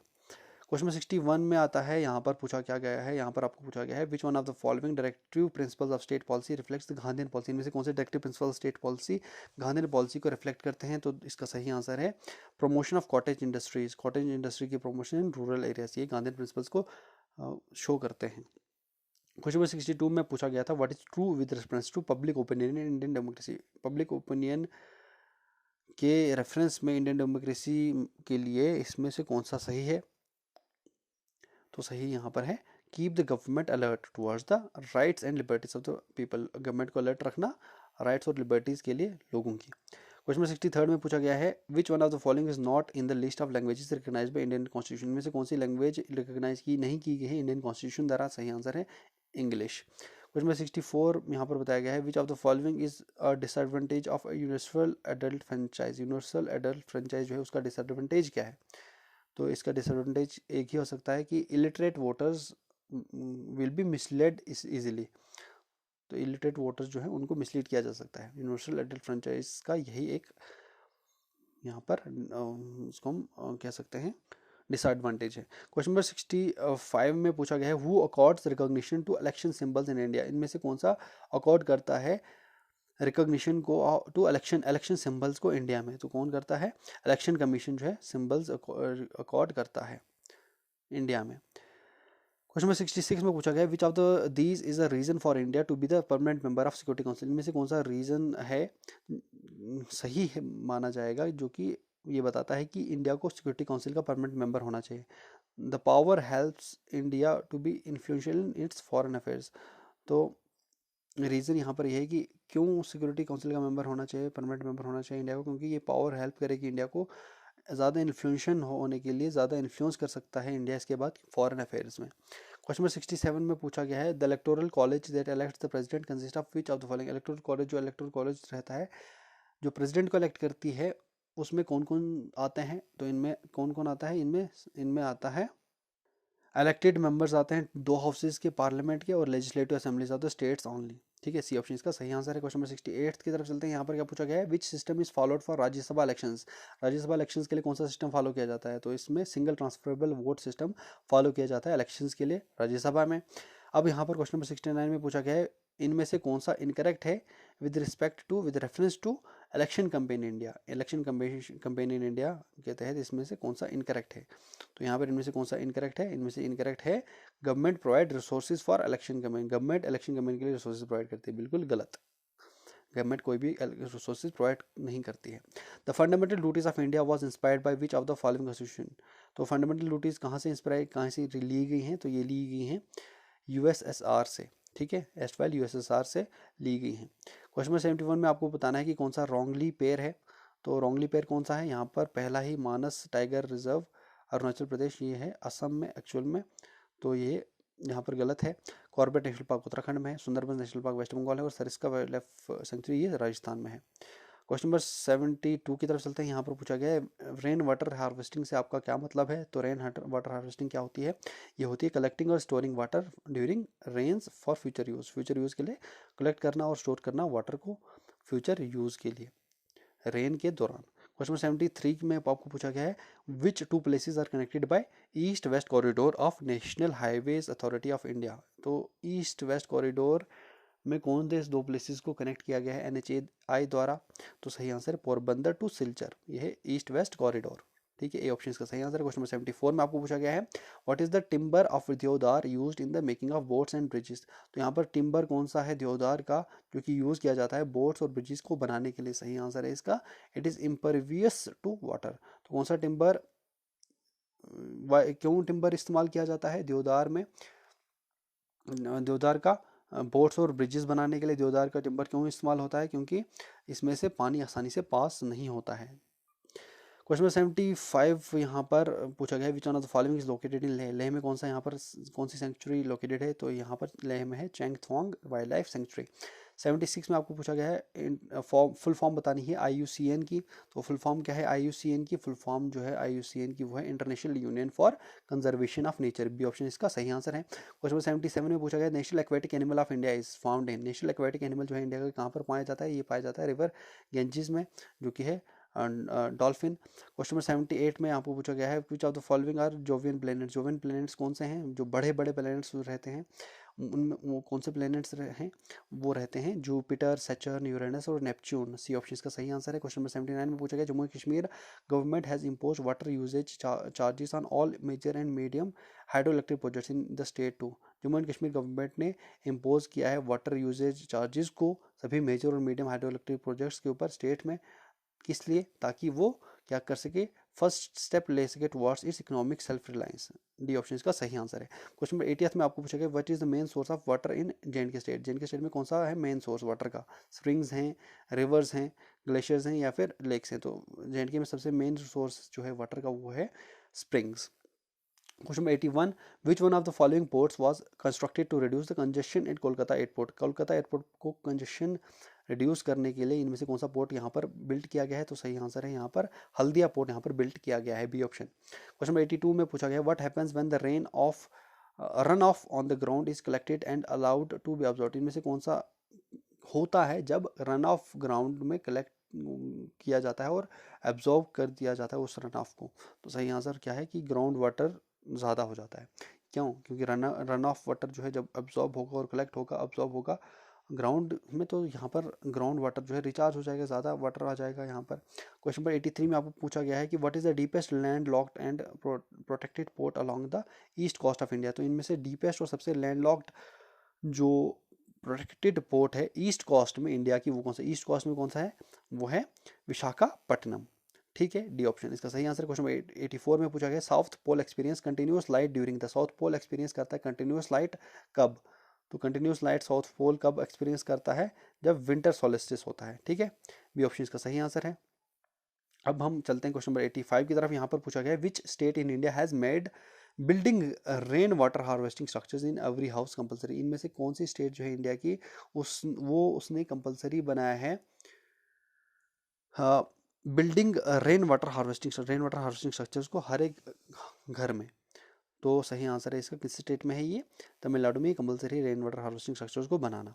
क्वेश्चन 86 में पूछा गया है the metal that reacts violently with cold water. Cold water के साथ इनमें से कौन सा मेटल सबसे वायलेंटली रिएक्ट करता है। तो इनमें से कौन सा वायलेंटली रिएक्ट करता है, वो रिएक्ट करता है कौन सा, रिएक्ट करता है सोडियम, क्योंकि बहुत ज़्यादा ये रिएक्टिव होता है, क्योंकि इसमें इसका इलेक्ट्रॉन शेल फिल्ड नहीं होता, तो एक इलेक्ट्रॉन लूज करके ये रिएक्ट बहुत ज़्यादा करता है। क्वेश्चन नंबर 87 में पूछा गया in plants water is transported through. Water transport होता है प्लांट्स में किसके थ्रू होता है, वो होता है जाइलम के थ्रू। डी ऑप्शन का सही आंसर। क्वेश्चन नंबर 88 में पूछा गया है which one of the following metals is in liquid form at room temperature. Room temperature में इनमें से कौन सा मेटल लिक्विड फॉर्म में रहता है, वो रहता है mercury, A option. Question number 89 में पूछा गया है the depletion in the ozone layer is caused by. Ozone layer में डिप्लीशन किस वजह से होती है, तो ओजोन लेयर में डिप्लीशन होती है क्लोरोफ्लोरोकार्बन्स की वजह से, बी ऑप्शन इसका सही आंसर है।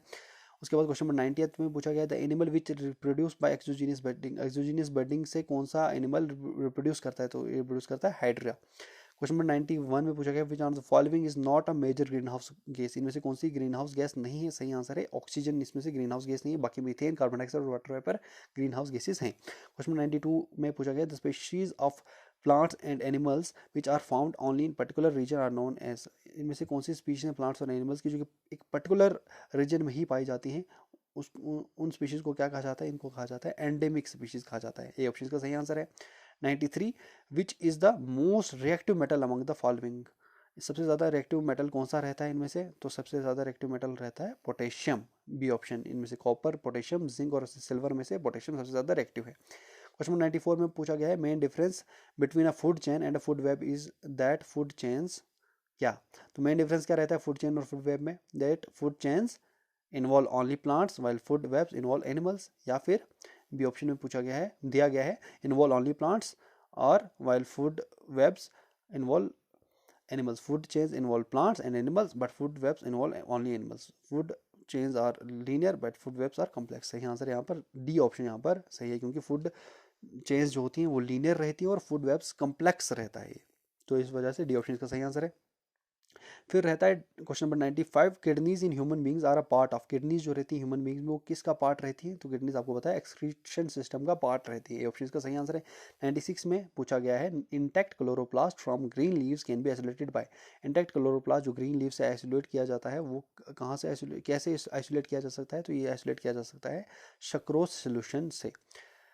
Question number 97, light energy is converted by plants in the process of photosynthesis into, light energy को कन्वर्ट किया जाता है प्लांट्स द्वारा फोटोसिंथेसिस की प्रोसेस से, किस में इसको कन्वर्ट किया जाता है, किस एनर्जी में, ये केमिकल पोटेंशियल एनर्जी में इसको कन्वर्ट किया जाता है, ये ऑप्शन इसका सही answer. Question number 98, which one of the elements is the main constituent in the making solar cell, main constituent कौन सा है सोलर सेल्स को बनाने के लिए इनमें से, तो सही आंसर है सोलर सेल्स में सबसे ज़्यादा मेन कॉन्स्टिट्यूएंट जो एलिमेंट रहता है वो कौन सा रहता है, सिलिकॉन रहता है, 98 का ए। 99 में यहाँ पर है, animal which shows transverse binary fission, transverse binary fission किस एनिमल की होती है, ट्रांसफर्स बाइनरी फिशन रहती है पैरामीशियम की, ओके, डी ऑप्शन इसका सही आंसर। क्वेश्चन नंबर 100 में पूछा गया, which are the following power plants works on the principle of gravity, इनमें से कौन सा पावर प्लांट ग्रेविटी के प्रिंसिपल वर्क करता है, सही आंसर है हाइड्रो पावर प्लांट, ग्रेविटी के ऊपर ये उस प्रिंसिपल पर वर्क करता है, ठीक है। क्वेश्चन नंबर 101 में पूछा गया है, during electrolytic reduction which one of the following acts as a reducing agent, electrolytic reduction के तौर पे जब होती है उस टाइम पे कौन सा यहाँ पर इनमें से रिड्यूसिंग एजेंट के तौर पे एक्ट करता है, तो इनमें से कैथोड जो है रिड्यूसिंग एजेंट के तौर पे तब एक्ट करता है। क्वेश्चन 102 में पूछा गया है, power and manure both are provided, power और मेन्योर इनमें से कौन सा प्रोवाइड करता है, तो ये प्रोवाइड करता है कौन, बायोगैस प्लांट्स पावर और मेन्योर दोनों प्रोवाइड करते हैं। 103 में आपको पूछा गया है, most of the energy taken into an ecosystem is, most जो एनर्जी जो इकोसिस्टम में ली जाती है वो क्या होती है, उसको हम कन्वर्ट करते हैं बायोमास में, बाय प्लांट्स में, प्लांट्स को बायोमास में कन्वर्ट करते हैं, या फिर यूटिलाइज होती है सेकेंडरी कंज्यूमर्स द्वारा, या फिर हीट के तौर पे लॉस हो जाती है, या फिर use by the primary consumers, तो ये जो 103 का सही आंसर वो है, ये क्या होती है, ये हीट के तौर पे जो मोस्ट जो एनर्जी होती है इकोसिस्टम में वो लॉस हो जाती है। 104 में आपको पूछा गया, the focal length of spherical mirror is approximately equal to, focal length जो स्पेरिकल मिरर की रहती है वो किसके बराबर रहती है, वो रहती है बराबर half the radius of curvature, curvature जो रेडियस का कर्वेचर का रहता है उसके हाफ रहती है फोकल लेंथ स्पेरिकल मिरर की, आपने पढ़ा होगा साइंस में, फिजिक्स में 9th-10th की फिजिक्स का ये क्वेश्चंस हैं। क्वेश्चन नंबर 105 में आपको पूछा गया है, which of the following is not considered as advantage to using the garden pea for Mendel experiment, इनमें से कौन सा कंसिडर नहीं किया जाता कि एक एडवांटेज है इसलिए गार्डन पी का इस्तेमाल करने के लिए मेंडल एक्सपेरिमेंट्स में, तो सही आंसर यहाँ पर क्या है, ट्रू ब्रीडिंग वेराइटीज़ जो है उस टाइम पे बहुत कम थी, तो एक रीज़न ये वाला रीज़न नहीं है मेंडल एक्सपेरिमेंट में गार्डन पी को इस्तेमाल करने के लिए, बाकी सही है। हाँ 106 में आपको पूछा गया है, which of the following is an incorrect match, इनमें से कौन सा इनकरेक्ट मैच किया गया है, तो ये Tarapur atomic power station Maharashtra में, केगा जनरेटिंग स्टेशन कर्नाटका में, Kudankulam atomic power station Tamil Nadu, Narora atomic power station ये भी महाराष्ट्र में है, ये गुजरात दिया गया है यहाँ पर, तो डी ऑप्शन इसका सही आंसर एक इनकरेक्टली मैच है। 107 में पूछा गया है, who among the following was conferred the Harvard university 2015 humanitarian of the year award, 2015 का हार्वर्ड यूनिवर्सिटी ह्यूमैनिटेरियन अवार्ड का किसको दिया गया था, ये दिया गया था यहाँ पर कैलाश सत्यार्थी को। तो ये 2015 का पेपर था, इसलिए 2015 का करंट अफेयर्स का क्वेश्चन भी इसमें पूछा गया था। उसके बाद 108 में यहाँ पर पूछा गया आपको, what is the status of Christ the Redeemer situated, status क्या रहे है क्राइस्ट द रिडीमर का, कहाँ पर ये सिचुएटेड है, क्राइस्ट द रिडीमर ये कहाँ पर सिचुएटेड है, ये ब्राज़ील में है। 109 में पूछा गया था, when was the international atomic energy establish, international atomic energy जो है वो कब एस्टेब्लिश की गई थी, ये एस्टेब्लिश की गई थी 1957 में, ये आप याद रखेंगे। उसके बाद क्वेश्चन नंबर 110 में आपको पूछा गया था कि when did the infamous Jallianwala Bagh massacre occur, Jallianwala Bagh massacre कब हुआ था, ये आपको पूरी तरीके से डेट याद होनी चाहिए। तो सही आंसर है इसका 13 अप्रैल 1919, 1919 13 अप्रैल को ये इनफेमस जलियांवाला बाग मैसेकर हुआ था। 111 में आपको पूछा गया है, who was the chairman of Indian space research organisation when it was set up in 1969 at Ahmedabad. तो इसरो का चेयरमैन कौन था जब इसको सेटअप किया गया था 1969 में अहमदाबाद में, तो उस टाइम पे कौन थे, प्रोफेसर विक्रम साराभाई इसके चेयरमैन थे। क्वेश्चन नंबर 112 में आपको पूछा गया है, बुक आनंद मैथ किसने लिखी है, तो आनंद मैथ किसने लिखी है, तो आनंद मैथ लिखी है यहाँ पर ए ऑप्शन जो है हमारे पास, बंकिम चंद्र चट्टोपाध्याय, इसने यहाँ पर आनंद मैथ लिखी है। उसके बाद क्वेश्चन 113 में आपको पूछा गया है, when is the international day of yoga as declared by general assembly. तो international day of yoga general assembly ने कब डिक्लेयर किया है कि कब मनाया जाएगा, ये मनाया जाएगा 21 जून को। 114 में आपको पूछा गया है, former Indian president doctor Kalam was addressing the student of which management institute before he collapsed and eventually died. तो यहाँ पर आपको बताया गया कि हमारे फॉर्मर डॉक्टर अब्दुल कलाम जो हमारे प्रेसिडेंट थे, वो कहाँ पर किस आईआईटी में, ये आईआईएम या किस इंस्टीट्यूट में थे ये, जब ये बाद में कोलैप्स करके इनकी डेथ हो गई थी। तो ये थे तब, लास्ट जो लेक्चर दिया था इन्होंने आईआईएम शिलोंग में दिया था। तो ये 2015 का क्वेश्चन था जब इनकी मृत्यु हुई थी। 115 में आपको पूछा गया है, what is the full form of BCCI, BCCI की फुल फॉर्म क्या है, बीसीसीआई की फॉर्म है board of control for cricket in India, C option का सही आंसर है। 116 में पूछा गया है, which of the following is not a Dravidian language, में से कौन सा द्रविडियन लैंग्वेज नहीं, द्रविडियन लैंग्वेज में से कौन सी नहीं है, तेलुगु मलयालम कन्नड़ा सारी द्रविडियन लैंग्वेज है, सिर्फ संस्कृत यहाँ पर द्रविडियन लैंग्वेज नहीं, ये आर्यन लैंग्वेज है। 117 में आपको पूछा गया है, how many rockets can the Pinaka a multi barrel rocket system developed at the DRDO equip. तो इनमें से कितने रॉकेट्स जो है, एक पिनाका जो है जो कि एक मल्टी बैरल रॉकेट सिस्टम है जो कि डीआरडीओ ने डेवलप किया है, उसमें कितने रॉकेट्स आ सकते हैं एक साथ। तो सही आंसर है, कितने रॉकेट लॉन्च कर सकता है, ये 12 रॉकेट्स को लॉन्च कर सकता है पिनाका जो मल्टी बैरल रॉकेट सिस्टम है। क्वेश्चन नंबर 118 में आपको पूछा गया था, who won the 2015 BNP Paribas WTA finals in the women's category. WTA finals जो था वर्ल्ड टेनिस एसोसिएशन का 2015 का बीएनपी परिबास जो था, ये टाइटल किसने जीता था, ये जीता था सानिया मिर्जा और मार्टिना हिंगिस ने।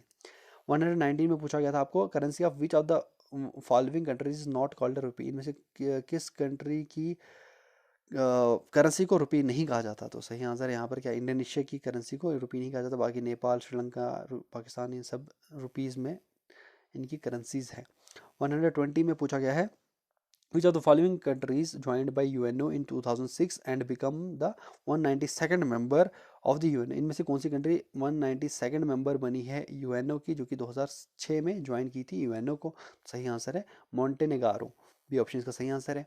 121 में पूछा गया, after fruit production wheat is the largest activity in the state of Kashmir. Fruit production के बाद कौन सी एक्टिविटी सबसे ज़्यादा की जाती है कश्मीर में, what is the largest activity in the state of Kashmir after fruit production के बाद। तो यहाँ पर 121 का सही आंसर जो है वो है सैफरॉन कल्टीवेशन सबसे ज़्यादा की जाती है जम्मू कश्मीर में फ्रूट प्रोडक्शन के बाद, सी ऑप्शन इसका सही आंसर है। 122 में आपको पूछा गया है कि किस दिन आर्मी डे मनाया जाता है इंडिया में। तो आर्मी डे कब मनाया जाता है, ये मनाया जाता है 15 जनवरी को। 123 में पूछा गया था, डाचीकाम नेशनल पार्क फेमस है किस एंडेंजर्ड स्पीशीज़ के लिए, कौन सी एंडेंजर्ड स्पीशीज़ यहाँ पर है, वो है यहाँ पर हांगुल, बी ऑप्शन इसका सही आंसर है। 124 में पूछा गया था, which are the following is the largest fresh water lake, इनमें से कौन सी फ्रेश वाटर लेक सबसे बड़ी है। तो सही सबसे बड़ी कौन सी थी, Wular lake largest fresh water lake है। 125 में पूछा गया था, what is the current total number of seats in Jammu and Kashmir legislative assembly. Jammu Kashmir legislative assembly में 2015 में उस वक्त कितनी टोटल नंबर ऑफ सीट्स थी जम्मू कश्मीर में कि लेजिस्लेटिव असेंबली में, उस टाइम पे थी 111। ओके, अब 370 आर्टिकल आ चुका है, हट चुका है, और उसके बाद अभी जे.एंड.के रीऑर्गेनाइजेशन एक्ट 2019 भी आ गया है यहाँ पर। अब इसके बाद 126 में आपको पूछा गया है which of the following states produce maximum saffron annually in India, इसमें से कौन सा सेफ्रॉन सबसे ज़्यादा प्रोड्यूस करती है। सेफ्रॉन आपको पता है कश्मीर, जम्मू कश्मीर में सबसे ज़्यादा प्रोड्यूस होता है। उसके बाद आपको क्वेश्चन नंबर 127 में क्या पूछा गया है, यहाँ पर दोस्तों आपको पूछा गया Sindh valley hydroelectric project कहाँ पर, किस रिवर की बैंक्स पर है। तो Sindh valley hydroelectric project यहाँ पर कहाँ पर है, नाला सिंध रिवर, नाला सिंध रिवर में है Sindh valley hydroelectric power project. Okay, D option सही आंसर। 128 में पूछा गया है who among the following was the 29th Indian chief justice, 29th Indian chief justice कौन बने थे। तो ये बने थे कौन, आदर्श सेन आनंद, आदर्श सेन आनंद ये थे 29th इंडिया के चीफ जस्टिस सुप्रीम कोर्ट के। 129 में पूछा गया है whose birthday is celebrated as teachers day in India, कौन किसके बर्थडे को हम टीचर्स डे के तौर पे सेलिब्रेट करते हैं। तो आपको पता है ये हम डॉक्टर सर्वपल्ली राधाकृष्णन के बर्थडे को एज टीचर्स डे के तौर पे मनाया जाता है। 130 में आपको पूछा गया है which of the following is known as mead of gold, mead of gold किसको कहा जाता है, मीड ऑफ गोल्ड कहा जाता है सोना मग को। डी ऑप्शन इसका सही आंसर है। 131 में पूछा गया है which temple occupies the top of hill known as Takhte Sulaiman in the south east of Srinagar. तो इसमें से कौन सा टेम्पल ऑक्युपाई करता है, हिल्स के टॉप पे है और इसको तख्ते सुलेमान कहा जाता है, और ये है कहाँ पर, साउथ ईस्ट में है श्रीनगर में। तो कौन सा है ये तख्ते सुलेमान, ये है शंकराचार्य टेम्पल। ठीक है, ये सी ऑप्शन इसका सही आंसर है, ये पूछा गया था। उसके बाद 132 में पूछा गया था कि इनमें से कौन सा वैली ऑफ शेफर्ड्स, इनमें से किसको कहा जाता है, वैली ऑफ शेफर्ड्स कहा जाता है पहलगाम को। ए ऑप्शन का सही आंसर था। क्वेश्चन नंबर 133 में आपको पूछा गया था इनमें से कौन सा क्लॉज जो है आर्टिकल 370 का पावर देता है प्रेसिडेंट को ताकि वो डिक्लेयर कर सके आर्टिकल 370 को सीज कर जाए, आर्टिकल 370 ऑपरेट करना टू बी ऑपरेटिव। तो इनमें से कौन सा क्लॉज आर्टिकल 370 को ये पावर देता है कि प्रेसिडेंट डिक्लेयर कर सकता है कि आर्टिकल 370 सीज हो जाए, ऑपरेटिव होना। तो कौन सा क्लॉज है आर्टिकल 370 को, वो है क्लॉज 3। ओके, फिर है 134 में पूछा गया था वो was the last Dogra ruler of Jammu and Kashmir, का लास्ट डोगरा रूलर कौन थे। तो लास्ट डोगरा रूलर कौन थे यहाँ के, वो थे हरी सिंह, आपको पता है। 135 में आपको पूछा गया था which town is located near the temple of Vaishno Devi, Vaishno Devi के नज़दीक कौन सा टाउन है। तो कटरा, पूंछ, बांदीपुरा, सोपोर सही आंसर है कटरा, सही आंसर आपको पता है। ओके, अब हमारे पास क्वेश्चन नंबर 136 आ चुका है। यहाँ पर आपको क्या करना था, यहाँ पर आपको करना है find the missing number of the series. यहाँ पर क्या दिया गया है, ये सीरीज दी गई है, यहाँ पर आपको मिसिंग नंबर इसमें से फाइंड आउट करना है। तो यहाँ पर जो सीरीज दी गई है इस प्रकार से दी गई है, यहाँ पर 5 नहीं है एक्चुअल में, यहाँ पर क्या है, यहाँ पर 6 है, 6 है, फिर 24 है, 120 है, फिर क्वेश्चन मार्क है, फिर 5040 है। आपको आपको मिसिंग सीरीज का बताना है। तो क्या है, तो यहाँ पर 6 को मल्टीप्लाई किया गया है 4 के साथ, फिर आया 24, फिर 24 को मल्टीप्लाई किया है 5 के साथ, फिर आया 120, फिर 120 को मल्टीप्लाई करेंगे हम 6 के साथ, तो हमारे पास आ जाएगा कितना, हमारे पास आ जाएगा आंसर जो रहेगा 720। सी ऑप्शन इसका सही आंसर रहेगा। अब क्वेश्चन नंबर 137 में पूछा गया था आपको, इस प्रकार से आपको दिया गया है a car moving from Bangalore to Chennai takes x hours to cover the distance at speed of 40 kilometre per hour. यहाँ पर एक कार दी गई है, वो बेंगलोर से चेन्नई की तरफ मूव कर रही है और x आवर्स यानी इतना टाइम, आपको x आवर्स का टाइम लगा रही है डिस्टेंस कवर करने में। बेंगलोर से चेन्नई में जो डिस्टेंस है उसको कवर करने के लिए at a speed of 40 kilometre per our, 40 kilometre per our की स्पीड से ये मूव कर रही है और x आवर्स दिखा रही है बेंगलोर से चेन्नई में जाने के लिए। It takes 3 hours more of its speed if its speed is reduced by 10 kilometers। ये 3 आवर्स ज़्यादा लगाती है, यानी कि x+3 लगा रही है आवर्स, अगर इसकी स्पीड जो है 10 किलोमीटर कम कर दी जाए, यानी कि 40 से 30 कर दी जाए। तो डिस्टेंस क्या रहेगा बेंगलोर से चेन्नई, आपको पता है कि डिस्टेंस होता है speed into time, speed into time होता है डिस्टेंस। तो यहाँ पर क्या होगा, यहाँ पर क्या है, यहाँ पर जो डिस्टेंस रहेगा वो सिमिलर रहेगा, तो दोनों से हम इक्वेट करेंगे। डिस्टेंस होता है स्पीड इनटू टाइम। ओके, तो यहाँ पर पहले क्या दिया गया है, डिस्टेंस तो सिमिलर दिया गया था, स्पीड क्या दी गई थी, स्पीड दी गई थी 40 और डिस्टेंस दिया गया है x, तो 40x इक्वल टू किसके बराबर है। यहाँ पर बाद में क्या है कि 3 आवर्स यहाँ पे टाइम ज़्यादा लग रहा है, तो स्पीड यहाँ पर बाद में 10 किलोमीटर कम हो रही है, यानी कि 40 से 30 हो रही है, और टाइम जो है कितना लग रहा है x+3। ओके, तो यहाँ से आप क्या निकालेंगे, x की वैल्यू आप निकाल लेंगे। तो यहाँ पे आ जाएगा 40x माइनस 30x, 40x ये 30 को हम इसको अंदर कर लेंगे, 30x प्लस 90 आ जाएगा। तो यहाँ पे आ जाएगा 40x माइनस 30 आ जाएगा हमारे पास 10x इक्वल टू 90 आ जाएगा। तो x हमारे पास क्या निकल कर आएगा, 90/10 आएगा हमारे पास, x आ जाएगा हमारे पास 9, x हमारे पास 9 आ गया। तो ये हमारे पास क्या है, ये हमारे पास x आवर्स यानी कि टाइम है, कवर करने के लिए डिस्टेंस को, जो कि हमें नहीं पता, at speed of 40 kilometre per hour. तो अब हमें निकालना क्या है, डिस्टेंस ही तो निकालना है। तो हमारे पास, अगर हमारे पास टाइम आ गया, डिस्टेंस आ गया, तो स्पीड, डिस्टेंस कैसे निकलता है, डिस्टेंस निकलता है स्पीड इंटू टाइम। तो स्पीड कितनी है, स्पीड हमारे पास दी गई 40, टाइम कितना दिया गया है, निकला कितना 9, तो 9 4 36, तो 360 आ जाएगा। 360 किलोमीटर टोटल डिस्टेंस है, कहाँ का, बेंगलोर से चेन्नई की तरफ। सी ऑप्शन इसका सही आंसर है।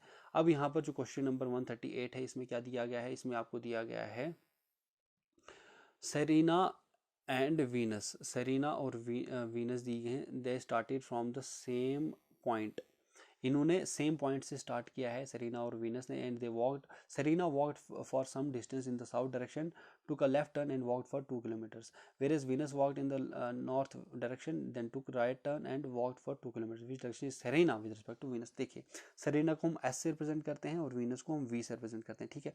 अब हम इस प्रकार से हम बना लेते हैं यहाँ पर क्या, ईस्ट, वेस्ट, नॉर्थ और ये आ गया साउथ, ये डायरेक्शंस हैं। अब सेरेना और वेनस ने सेम डायरेक्शन से, सेम पॉइंट से स्टार्ट किया है।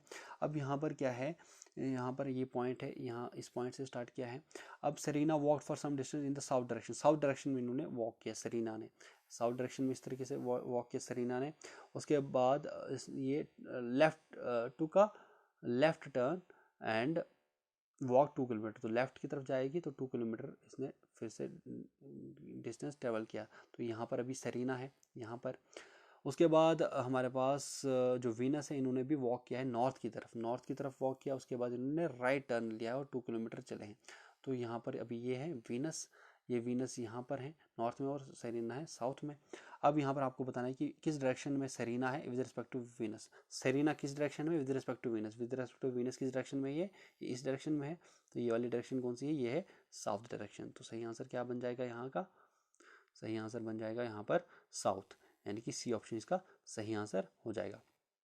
139 में आपको क्या पूछा गया है, pointing towards a boy Sita told to Gita he is the son of my brother's husband's son, how is the boy related to Sita. यहाँ पर ब्लड रिलेशन का क्वेश्चन है। यहाँ पर इस क्या दिया गया है कि यहाँ पर सीता जो है गीता से बता रही है कि ये एक बॉय को पॉइंट आउट करके, अब उसके हिसाब से हम ये पूरा बना देते हैं चार्ट। अगर बॉय है यहाँ पर बी प्लस हम, ये एक बॉय है, ये है, इसको पॉइंट आउट करके सीता क्या कह रही है, that he is the son, he is the son, son है किसका, son of my mother's husband's son, my mother's. अब माई मदर्स, मदर्स की यहाँ पर है, ये है मदर, किसकी मदर है, ये किसकी मदर है, ये है सीता की mother, Sita, my mother's husband son, my mother's husband यहाँ पर आ जाएगा हस्बैंड, हस्बैंड का बेटा, हस्बैंड के बेटे का बेटा है, हस्बैंड के बेटे का बेटा है किसका, हस्बैंड, यानी कि इस मदर के हस्बैंड का मतलब क्या है कि इसके फादर के बेटे का बेटा, इसके फादर के बेटे का बेटा, इसको क्या नहीं लगेगा, इस क्या रिलेशन रहेगा, इसका नेफ्यू का रिलेशन रहेगा। ओके, आई होप आपको समझ में आ चुका होगा। क्वेश्चन नंबर, अब हम क्वेश्चन नंबर 140 की तरफ चलते हैं। यहाँ पर क्या पूछा गया है, if I have twice the number of coins that my brother has and half the number of coins my sister has. Totally we have 28 coins. How many coins do I have? तो यहाँ पर इस प्रकार से आपको solve करना है 140th question को। यहाँ पर कॉइन्स दी गई हैं। लेट हम करेंगे कि मेरे पास कितनी कॉइन्स हैं, एक्स कॉइन्स हैं। यहाँ पर आपको, आपके पास लेट करते हैं हम कि आपके पास कितनी कॉइन्स हैं, एक्स कॉइन्स हैं मेरे पास कितनी कॉइन्स हैं, एक्स हैं।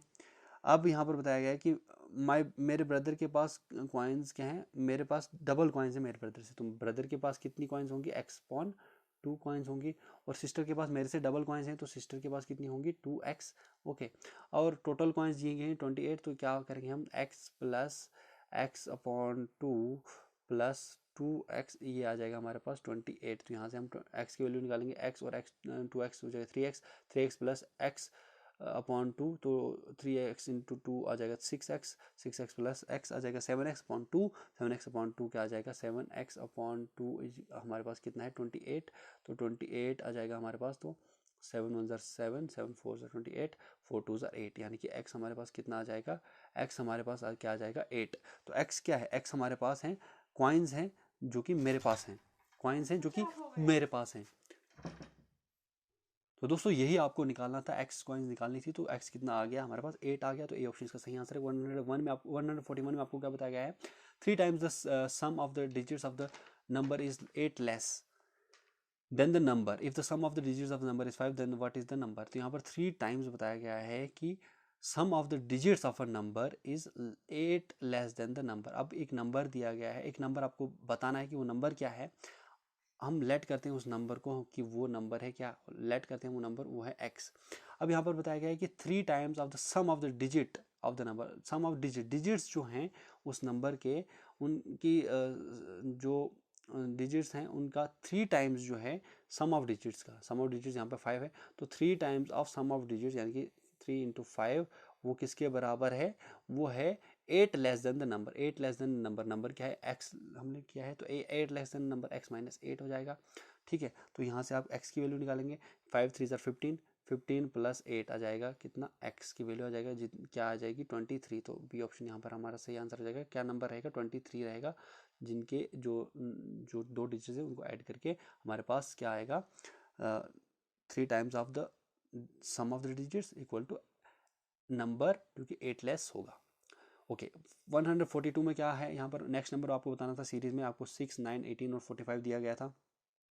तो इसमें किस प्रकार से आपको करना था, 6 को 1.5 से मल्टीप्लाई करना था, उसके बाद 1.5 के बाद 2 के साथ 9 इंटू 2 करना था। ओके 18 आ जाता। फिर 18 इंटू 18 इंटू क्या करते आप, 18 इंटू 2.5 करते तो तब आ जाता हमारे पास 45। तो 45 इंटू 3 हम करेंगे तो हमारे पास क्या आ जाएगा, जो आंसर हमें रिक्वायर्ड है, जो कि क्या है, जो कि क्या है हमारे पास 135। ए ऑप्शन का सही आंसर है। अब हमारे पास जो अगला नेक्स्ट सीरीज आपको 143 में आपको बतानी थी किस प्रकार से आपको इसको करना था। तो यहाँ पर जो नेक्स्ट लेटर है सीरीज़ का वो आपको बताना था ACFJ। तो इस प्रकार से आगे क्या आएगा, ABC, यहाँ पर एक एक एक, एक 2 का डिफरेंस है, उसके 3 का डिफरेंस है, फिर 4 का डिफरेंस है, 5 का डिफरेंस आता।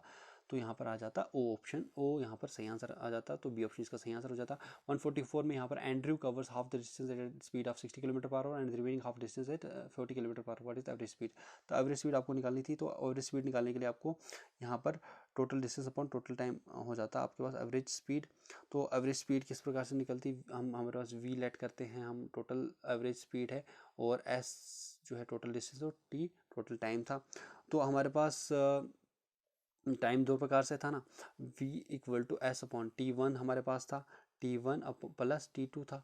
ठीक है, T1 प्लस T2 था। अब यहाँ पर T1 और T2 हम अलग से निकालेंगे। S अपॉन क्या था, T1 क्या था, T1 हमें कैसे निकलेगा, S यानी कि हाफ डिस्टेंस जो है, जो कि इन्होंने कैसे कवर किया है, डिस्टेंस जो डिस्टेंस अपॉन टाइम है, हाफ डिस्टेंस में 60 किलोमीटर पर आवर से किया है, तो S अपॉन 2 आता अपॉन 60 आता प्लस S अपॉन 2 अपॉन 40 आता। तो यहाँ से आप सॉल्व कर लीजिएगा, तो यहाँ से आपको एवरेज स्पीड निकल जाएगी जो कि आती है आपके पास 48। ओके, इसको सॉल्व करके आपको आ जाती है 48।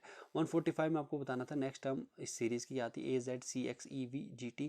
तो नेक्स्ट टर्म क्या आती, यहाँ पर ए में क्या कितना ऐड किया गया है, ए में ऐड किया गया है यहाँ पर +2 ABC आ जाता। फिर Z में माइनस किया गया है -2 Z XYZ। तो यहाँ इसी प्रकार से G में क्या हम करते हैं, +2 करते हैं, +2 आ जाता I। तो और उसके बाद हम क्या करते हैं, T में -2 करते तो हमारे पास आ जाता R। तो सही आंसर आ जाता IR। ओके, ए ऑप्शन इसका सही आंसर बन जाता। 146 में आपको बताया गया है, one morning Shikhar and Dhawan were sitting in a park facing each other. Shikhar और धवन एक दूसरे को फेस करके पार्क में यहाँ पर बैठे हुए हैं। Shikhar shadow was falling on his left, what is the direction Shikhar is facing. तो यहाँ पर क्या हो जाता, यहाँ पर अगर मॉर्निंग में है ईस्ट वेस्ट नॉर्थ साउथ में, अगर मॉर्निंग में है तो अगर शिखर की जो शेडो है उसके लेफ्ट में है, तो अगर वो मॉर्निंग में है तो मॉर्निंग में यहाँ पर ईस्ट से सूरज चढ़ता है ना, ईस्ट में होगा सूरज, तो उस टाइम पे अगर उसके लेफ्ट में है तो इस प्रकार से फेस कर रहा होगा ना, इस अगर शिखर ये है तो इस प्रकार से ये नॉर्थ डायरेक्शन में होगा और इस तरफ इसकी शेडो होगी। उसी प्रकार से धवन जो है उसकी शेडो भी इस तरफ होगी, पर ये इस तरफ फेस कर रहा होगा, किस तरफ, साउथ में। तो आपको धवन आपको बताना है कि किस तरफ ये फेस कर रहा होगा, ये फेस कर रहा होगा साउथ की तरफ।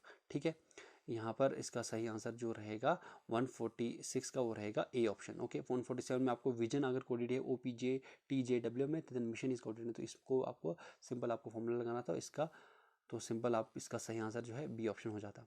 उसके बाद Rajesh walked 3 kilometre in the west direction, then he took a right turn and walk for 12 kilometre, again he took a left turn and walk for 2 kilometre, how far is from the starting point.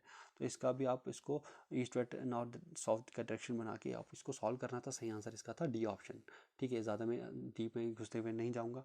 अब यहाँ पर जो next number series का question था 3, 7, 12 और 18, यहाँ पर क्या करना था, यहाँ पर सबसे पहले 3 में +4 कर दिया, 7 आ गया, 7 में +5 कर दिया, 12 आ गया, 12 में +6 कर दिया, 18 आ गया, तो 18 में +7 करना था, तो हमारे पास 25 आ जाता, तो डी ऑप्शन इसका सही आंसर बन जाता। उसके बाद क्वेश्चन नंबर 150 जो आखिरी क्वेश्चन था, इसमें डायरेक्शंस दी गई थी कि ये कंक्लूजन्स सिलोगिज्म का क्वेश्चन था, यहाँ पर स्टेटमेंट दिया गया था, उसके बाद 2 कंक्लूजन दिया गया था, उसके बाद आपको बताना है कि स्टेटमेंट बिल्कुल ट्रू लेना है, उसके बाद कंक्लूजन जो है उसके हिसाब से आपको बताना है कि फॉलो करते हैं या नहीं करते हैं। अब स्टेटमेंट इस प्रकार से था, all Indians are patriotic, all Indians are, सभी इंडियंस जो हैं, क्या बताया गया था कि सभी इंडियंस क्या हैं, वो पेट्रियाटिक हैं। तो अभी सभी इंडियंस अगर पेट्रियाटिक हैं, तो कंक्लूजन में बताया गया था कि अमेरिकन आर नॉट पेट्रियाटिक, तो अमेरिकन कहाँ, तो हम कह नहीं सकते, पहला कंक्लूजन गलत है। Every citizen should love his nation, तो एवरी सिटीजन को अपने नेशन को लव करना चाहिए, तो वो भी हम बता नहीं सकते। तो यहाँ पर क्या था, इसका जो सही आंसर था वो था नाइदर 1 नॉर 2, दोनों में से कोई भी फॉलो नहीं करता है, तो यहाँ पर डी ऑप्शन इसका सही आंसर था। तो आई होप ये जो पूरा का पूरा पेपर है आपको पसंद आया होगा। ये पेपर जो है 2015 का पूरा VLW का पेपर था, जो कि उस वक्त आपको पेपर आया था, वही पेपर इसमें मैंने मॉडिफाई करके अच्छे से इसको प्रिंट करके टाइप करके आपके सामने लाया हूँ। बहुत ज़्यादा मेहनत लगी इस पेपर को लाने में, बहुत ज़्यादा मेहनत करके इस पेपर को मैंने बनाया है। तो अब आपको क्या करना है, अगर आपको ये PDF चाहिए तो PDF के लिए आपको क्या करना है, टेलीग्राम चैनल ज्वाइन करना है, वहाँ पर आपको ये PDF भी फ्री में मिल जाएगा। यहाँ पर आपको एक बात बता दूँ कि आपको चैनल को सब्सक्राइब ज़रूर करना है और टेलीग्राम चैनल भी ज्वाइन करना है, क्योंकि वहाँ पर आपको बाकी सारे PDFs भी मिल जाएंगे और ये वाला PDF भी आपको मिल जाएगा बिल्कुल फ्री ऑफ कॉस्ट। तो फिलहाल अब इस वीडियो में इतना ही, मिलते हैं अब अगली वीडियो में, तब तक के लिए बाय बाय, जय हिंद।